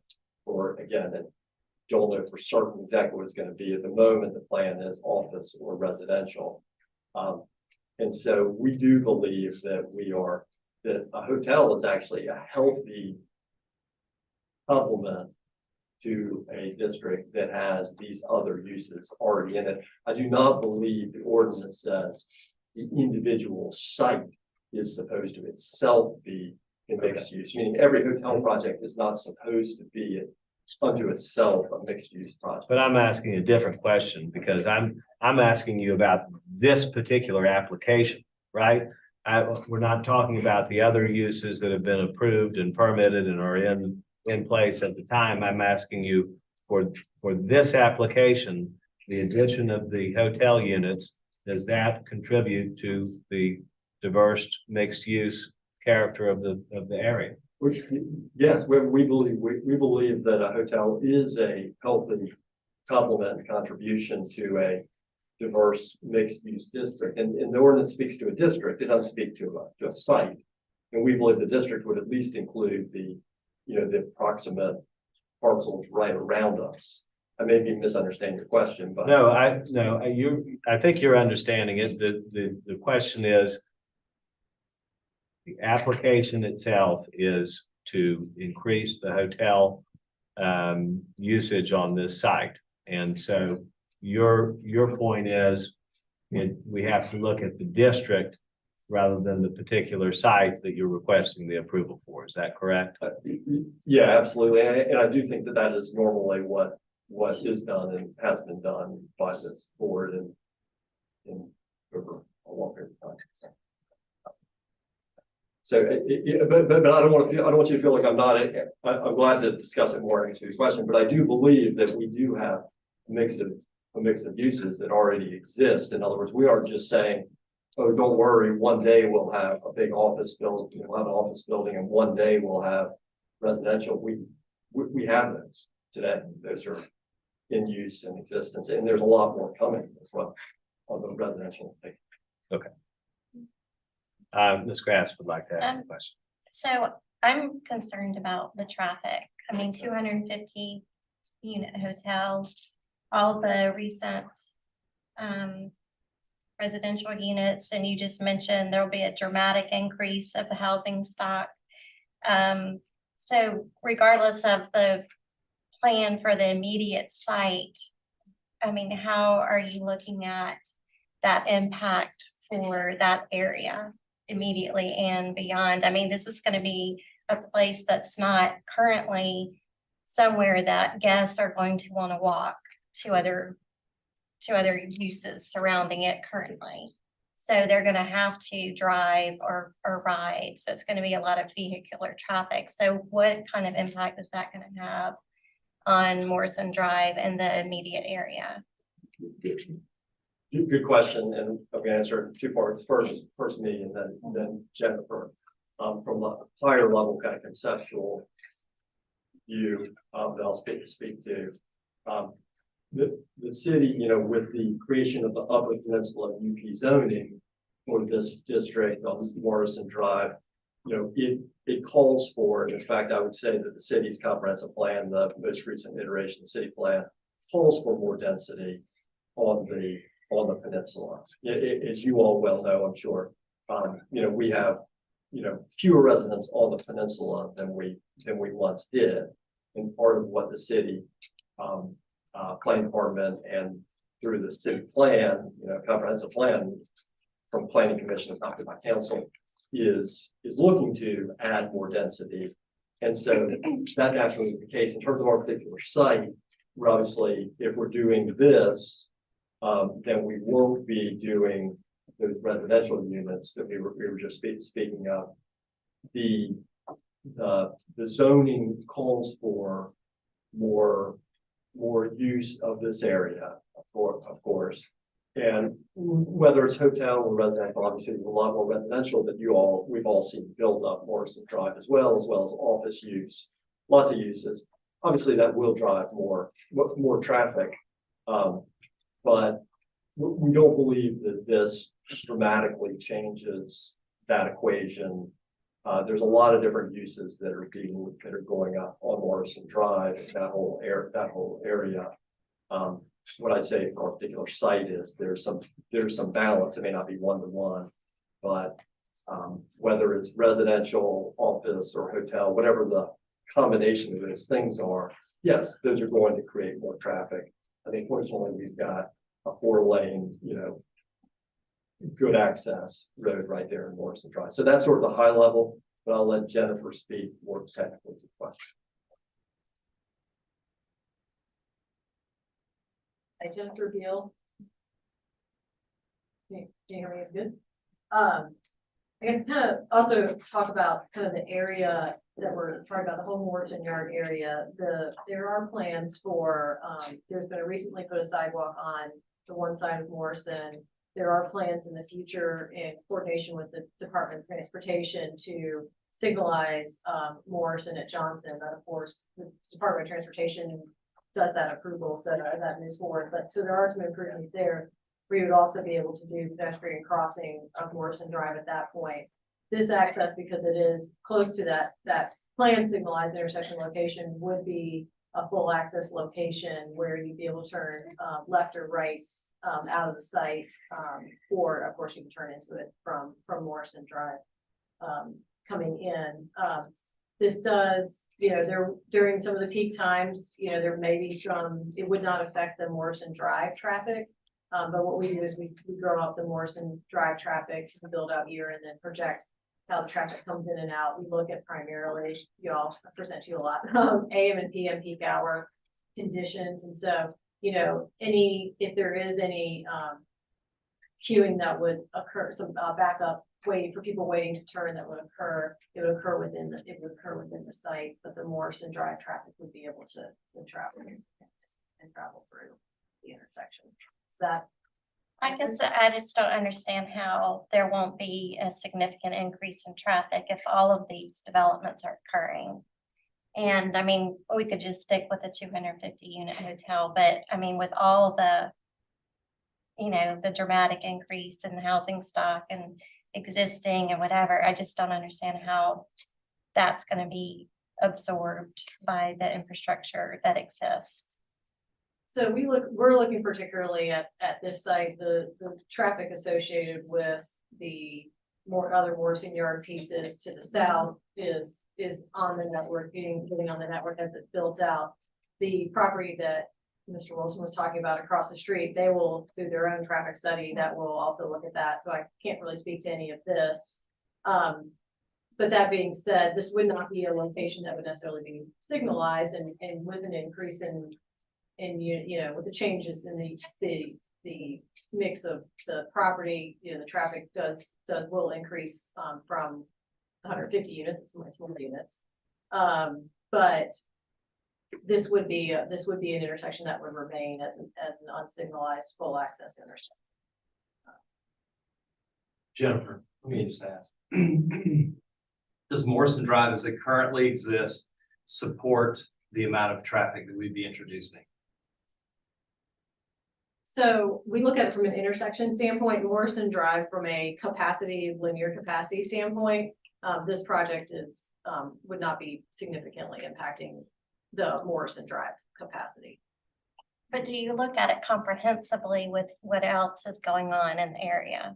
So yes, when we do a traffic study, we look at, we take what the conditions are today, so what they are in 2023, and then we grow that up based on historic growth, or if there's approved development growth, and we add that into the mix. So we don't include maybe this could happen projects. We include real projects into the analysis, and that's how we analyze. That's how every traffic study is done. Is you get your kind of non-specific growth, which is based on, really more historic growth or maybe even future model growth in some cases, and then you have these approved developments added onto it. That is incorporated into any traffic analysis.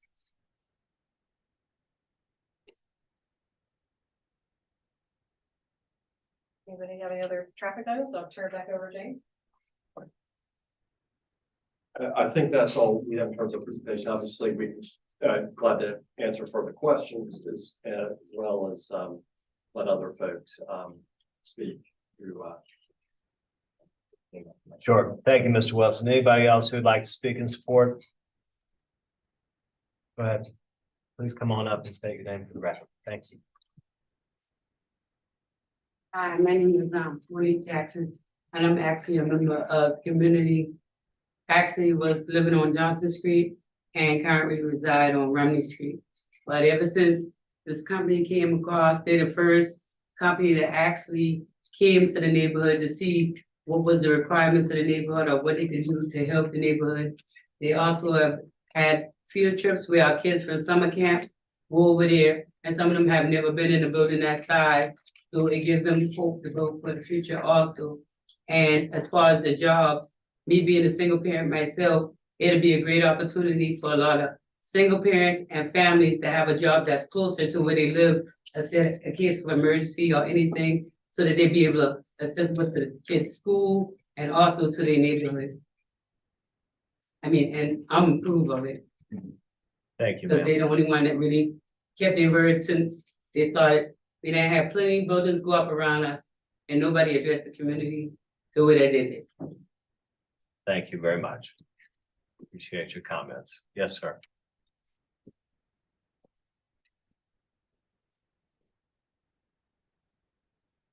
All right. Yeah, I'm playing three part of it. First, my name is Edwin Jones. I'm on the executive board for the Eastside Community Development Corporation, all right? And I'm also a community advocate for this community for the past 47 years. I know Mr. Lee, I know both of them real well, but I'm standing up in and happy because they did have to prove this earlier. We all came here, we support them, stand behind them, and support them. But, and I like the question when you asked, you did. And I like it because for the simple fact you asked the same question what the neighbor was asking me. Mr. Jones, coach, if they put that across there, how the traffic gonna flow across there? How the traffic flow on the east side of Morrison Yard? Nobody live in that public housing come to Morrison Drive, right? All those car traffic to Meeting Street, but that's the traffic where they go, either they're going across Mount Pleasant, are they going to North Charleston, are they going further downtown? So none of the 214 residents living in public housing come out to the front. No traffic come from public housing towards the front. Everything go back towards Meeting Street. That first and foremost. The second thing was that the reason why we have supported them from the neighborhoods, which a member of our neighborhood association, we have supported them because for the simple fact, for so many years, after Morrison, after all of the car dealership left off of Morrison Drive, all right, that been a sore eye for the community the longest near the waterfront, right? We support them because they was developing that side. They come to the community every step of the way. We never had no problem with them. What they said they were going to do right there, they did that. So the neighborhood, the whole east side, along with Bridgeview, we support them for what they're doing with everything what they said they were going to do in that area. They're doing just exactly what they said. That's why you have no problem from the east side, our Bridgeview, our East Central neighborhood, because they're developing what they said they're going to do. They didn't come and say we're going to do a 12 unit with the setback and come back later on, and then they're going up big. So everything what they say, trust me, I followed. I went up and they put the first slab of concrete on it until the rooftop. I went in every building they developed across it just to make sure what they say they're going to do, we're going to hold on to them as a community. And Tony could attest to that. Took the kids up on the very top floor, let them look at it. I like going up there on Friday because we get a chance to see the whole view of the city. You know, so again, I understand the question when y'all asking them was compound question, which is beautiful, but again, coming from our neighborhood, where we born and raised up at, and seeing something that beautiful coming up and the kids getting enjoying and seeing them growing it up too, I think that's a plus. The good partnership with Santa Clark Creative Arts School, this is where everybody in the community, the school, all of the city parks and recreation, everybody is real pleased what they got coming up in their community, because now they get to see their community growing up. No longer we say, we get ready to revamp the whole public housing. But it needs to be done because it's a very old complex now. We need to be upgraded. So all that coming in good. So the whole community being brought up, we really appreciate, like I said, I've been advocate for the community for like 40-some years, 47 years. All right, so I used to live at 831 East, 831 H East Bay Street, which is Morrison Drive, right across in front of Johnson Street. So I've seen the community. I've been there, I turn 65 next year, so I've been there some years in the same community. So again, I wish y'all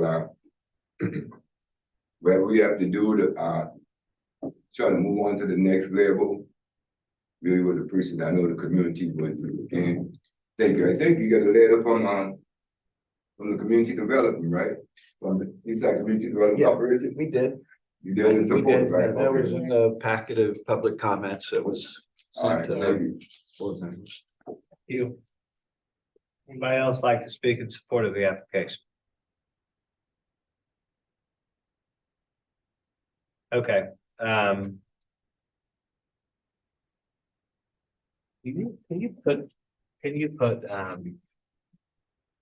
you put this slide up? I think it's, yes, it's that one. That one, yeah.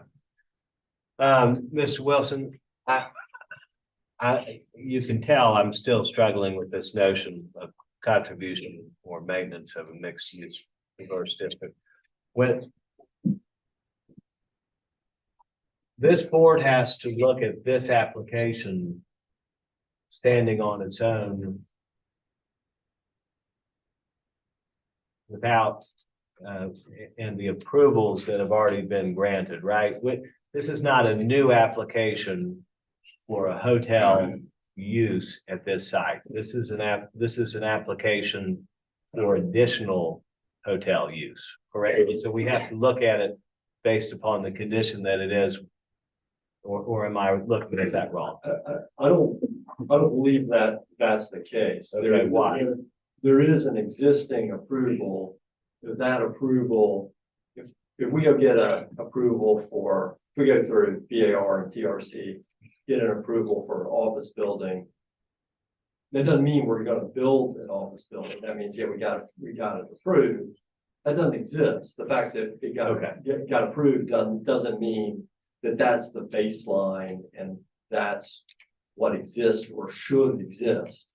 That's something that got approved. Something else could have gotten approved, but bottom line is that I believe you look at any project on its own.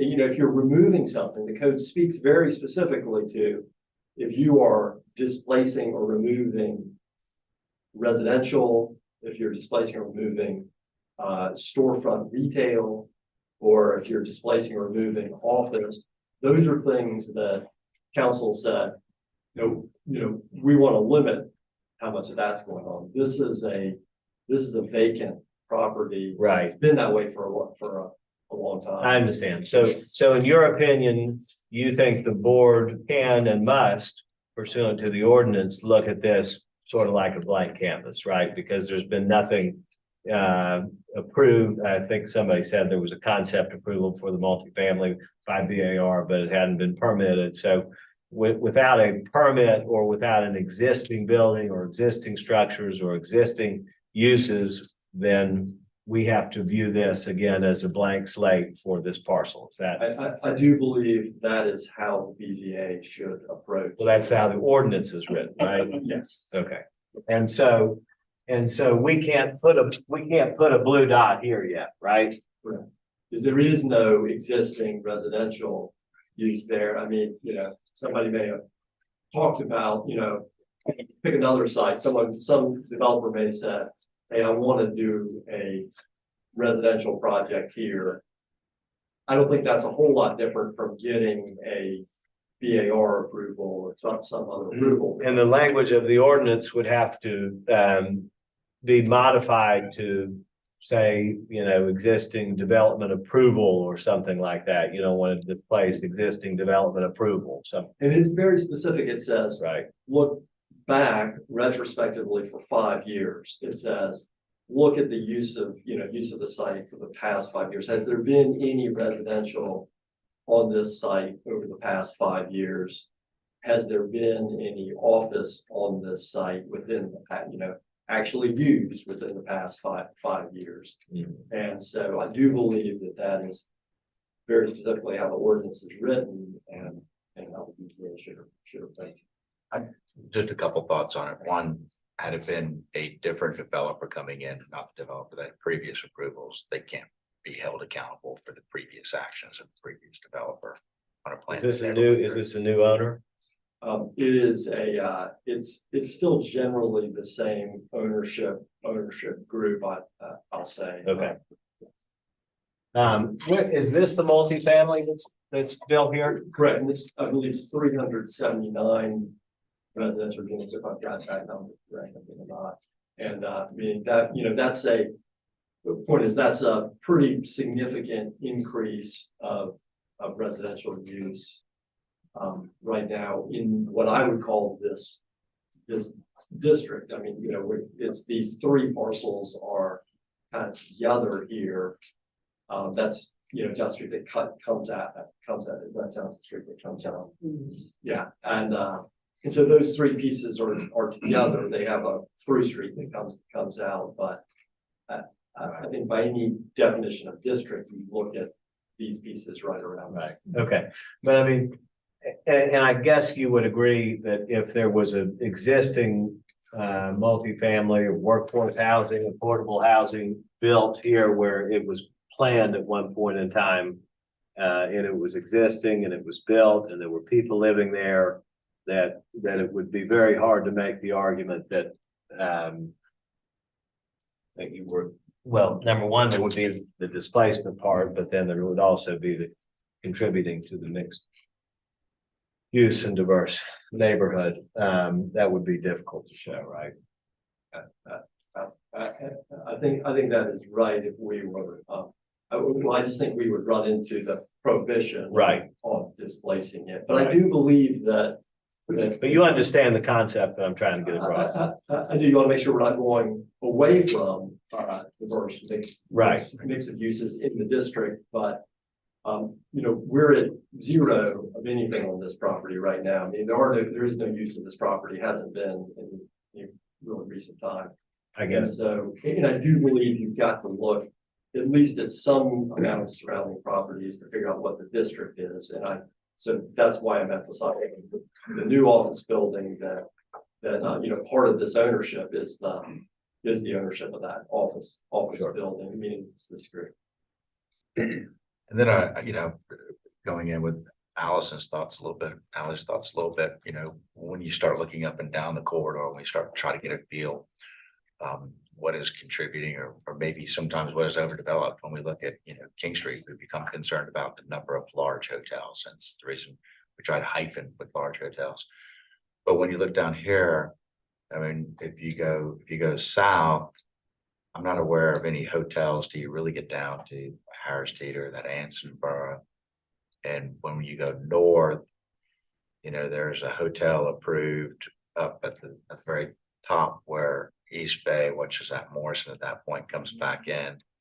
King, there's some talk about a hotel over on UG, but it hasn't materialized. So I'm trying to think about where other hotels are in that community, and does a hotel create jobs? Does it create diversity? Does it create other options in that corridor, that area? So that I was trying to balance that when we start talking about, are we contributing to a vibrant and dynamic and different community, diversified, right? Community. And Lee, would you remind me how many rooms are considered a full service hotel?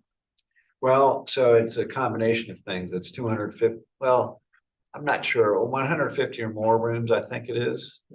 And then you've got to have at least 20,000 square feet of conference space.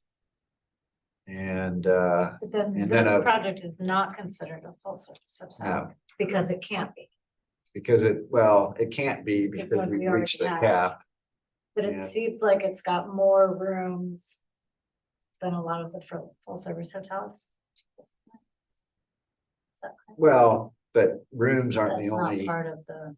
only distinguishing feature of a full service hotel by our definition. So, Unfortunately, it seems like this would benefit from being a full service hotel because there aren't other amenities adjacent to it. So Well, and I don't know that it's not technically, in theory, a full service hotel. It just doesn't have enough conference space, but it will have restaurants on site.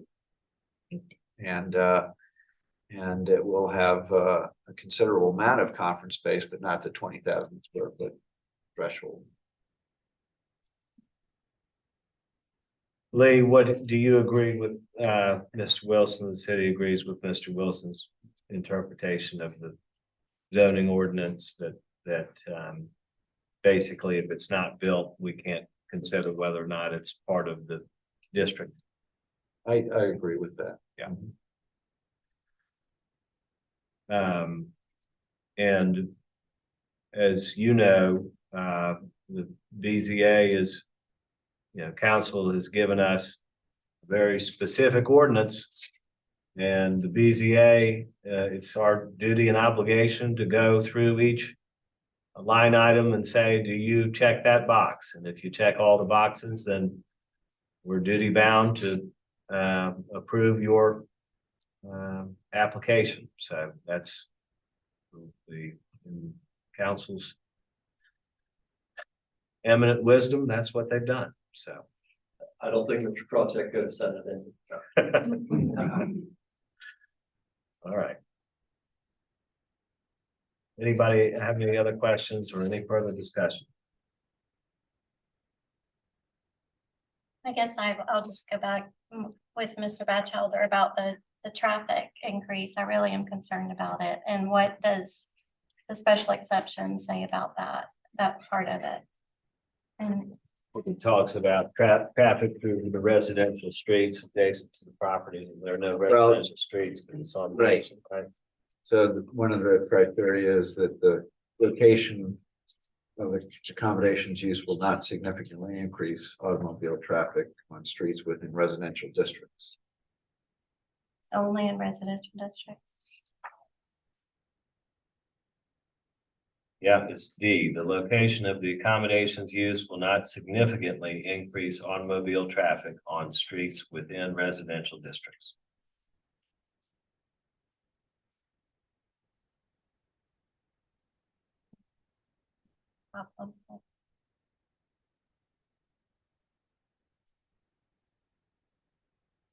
And I don't think we can consider this area of Morrison Awfully close Drive to as residential being a areas, residential but district. I mean, you've got the housing projects there, but you're not really within the residential district on Morrison Drive.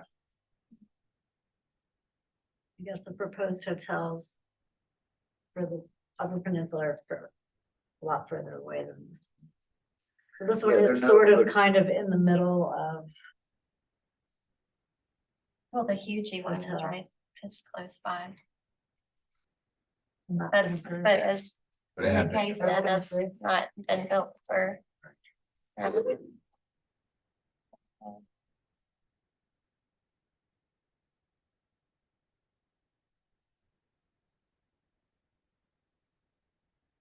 Any other discussion, further questions?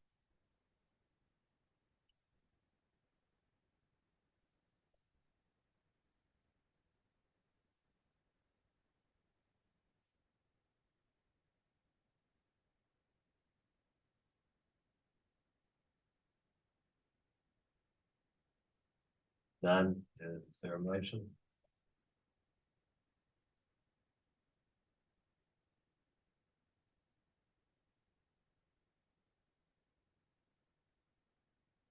You're looking at me. I can't make a motion. I'll make a motion for approval. All right, Mr. McKay moves to approve the special exception. And if you want to, we can do it by a voice vote, or we can do it all together. Anybody got a preference? Okay. All right, so we need a second. We do need a second. We need Richards or Ms. Grass, second motion.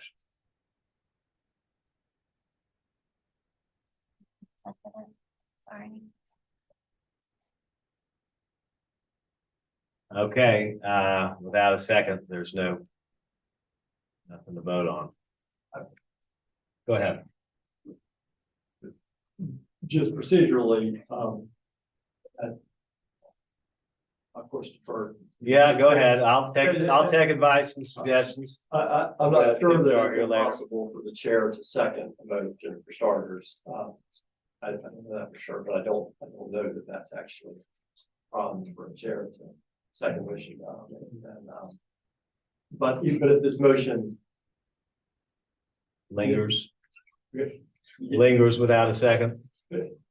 yeah, it can knock it forward, but then it would then be on you all to have another motion to do something. Sorry. That maybe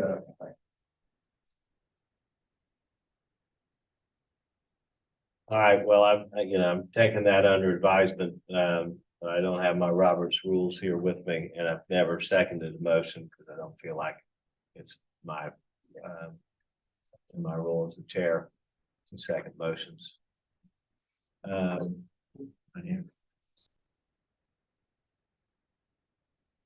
So without a second, though, we can't vote on it.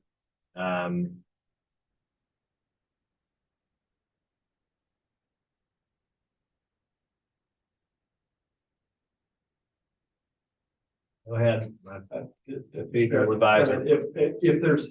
If there are particular criteria that board members feel like are not satisfied, obviously, we would like to be glad to address those. As I think you understand, what we believe, as does the zoning administrator, that the criteria are satisfied. And so I would say we do believe that I don't want to use the right word to use, but that generally requires approval if the criteria are satisfied. But if there are specific criteria that the board members feel like may not be satisfied, we would like the opportunity to address those. Thank you. Mr. Wilson, while you're there, when you said that there should be another motion, I believe the board and defer to Mr. Batchelder Press on this. I believe the board needs to take action in one manner or another. Okay, thank you. All right, so Lee, in cases where you have a motion without a second, and you don't have the application pass, you can't pass the motion without a second and affirmative vote, which, even if I felt like I could second it, I doubt you'd get the majority vote. So the question is, what kind of action can be taken on a application that doesn't have a second on a motion? Well, the board could certainly vote to defer it to the next meeting, and we would expect that we would have more members present in 2 weeks. Can't guarantee that because I don't know what everybody's schedule is, but we would hope that we would. Right. And then we could take this up at that meeting. Okay. So the motion to approve dies without a second. So there are opportunities for motions. One potential motion would be to deny the application. Another potential motion would be to defer the application. So is there another motion to be put on the floor?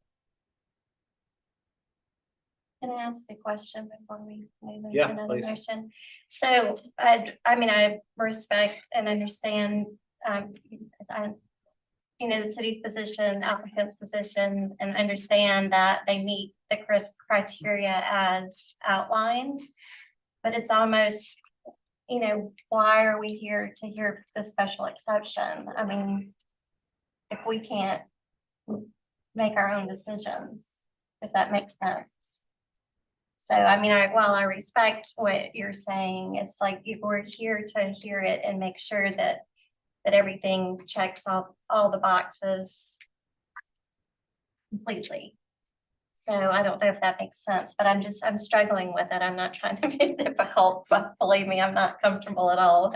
So. Because I do believe the board plays an important role in this process because there often are projects where certain of the criteria, it's debatable about whether they are satisfied. And you often can have specific projects, for instance, when we were talking about significantly increased traffic on a street in a residential district. So years ago, I remember having the conversation here with Mr. Krawcheck when he was chairman, and we said, look, this may increase traffic on this street by eight cars. And he said, well, Mr. Wilson, it's up to us to decide, is 8 cars a significant increase in traffic on that street? But my point is that there certainly are instances where there's a real reasonable people can disagree about whether one of the particular, whether any of the criteria are satisfied or not. And that's why I was asking a moment ago, if any board members feel like there's any of these criteria that are not satisfied, I would encourage us to figure that out. But I don't believe that it's within the board's purview or discretion just to say, we just prefer not to have a hotel here that has been zoned for. Yeah, that's not Yeah, the issue. okay. And I will go back to the residential street, the residential district, you just mentioned traffic in a residential district. This obviously is becoming a residential district almost. I mean, I know it's not by traditional, definition, but with all of the housing that's being developed, that has been developed. And that's my concern. That is my concern, is that. And so to me, it is residential traffic. We believe that Morrison Drive, historically has been and predominantly still is commercial. I think when we talk about a residential district under the zoning code, often I'm looking at Mr. Batchelder, we often talk about the zoning of that district in particular. For instance, if we were talking about, right down the street here in Anson Borough, if you looked up and down Anson Borough, that is, or Anson Street right there, that is a residential, the properties on either side of Anson Street there are zoned residential. That's definitively a residential district. You get over to East Bay Street, yes, you're going to have some residences there, but it's zoned typically general business or limited business. And so I do believe that there's a difference I there. understand what you're saying. Mr. Wilson, you may just want to defer this application. We can do that. I unfortunately cannot be here in 2 weeks. I can't change that. Yeah. I don't know that it has to be done if we defer it, does it have to be heard in 2 weeks? Well, I don't think it has to, but because sometimes things take a little longer, but so I just don't know how we're going to reach a decision on this application this evening. And I apologize, I have just one.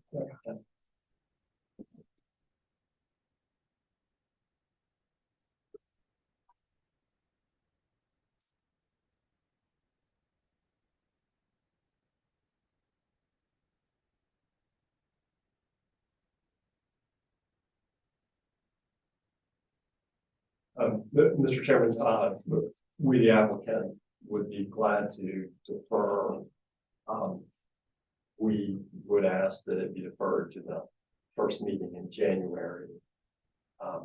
Since I won't be available, not only want to. Is that something we can accommodate, Mr. Batchelder? yes, we can do that. The first meeting is the only meeting in January, and that's on the 16th of January. Okay, all right, so is there a motion? Make the motion to defer the application until January 16th. All right, the motion is to defer the application until January 16th, made by Mr. McKay. Is there a second? Second. All right, Ms. Grass seconds the motion. All in favor, please say aye. Aye. Are any opposed? None are opposed. The application is deferred until January the 16th. And I hope we'll have a full board for that hearing. Thank you. Thank you.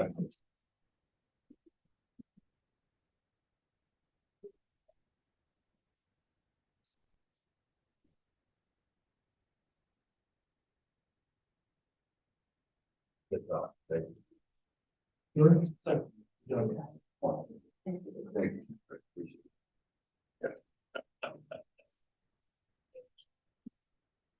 All right, the final item on our agenda. B14, 1934 Ashley River Road, Ancrumville, TMS number 351-03-00-106, zone GB. Requesting a special exception under section 54-206Y to allow late night use of a restaurant and bar within 500 feet of a residentially zoned district. The owner is 1934 Ashley River Road LLC. The applicant is Smitty's Place Billiards. Mr. Batchel. This zoning map shows the location of the property here at Savage and Ashley River Road. It's part of a shopping center with internal connections. And this originally was built, I believe, as a CVS or a drugstore of some type. Eckerd's, okay. And it's been used as a by this business for a number of years now. And this is an aerial view showing the building.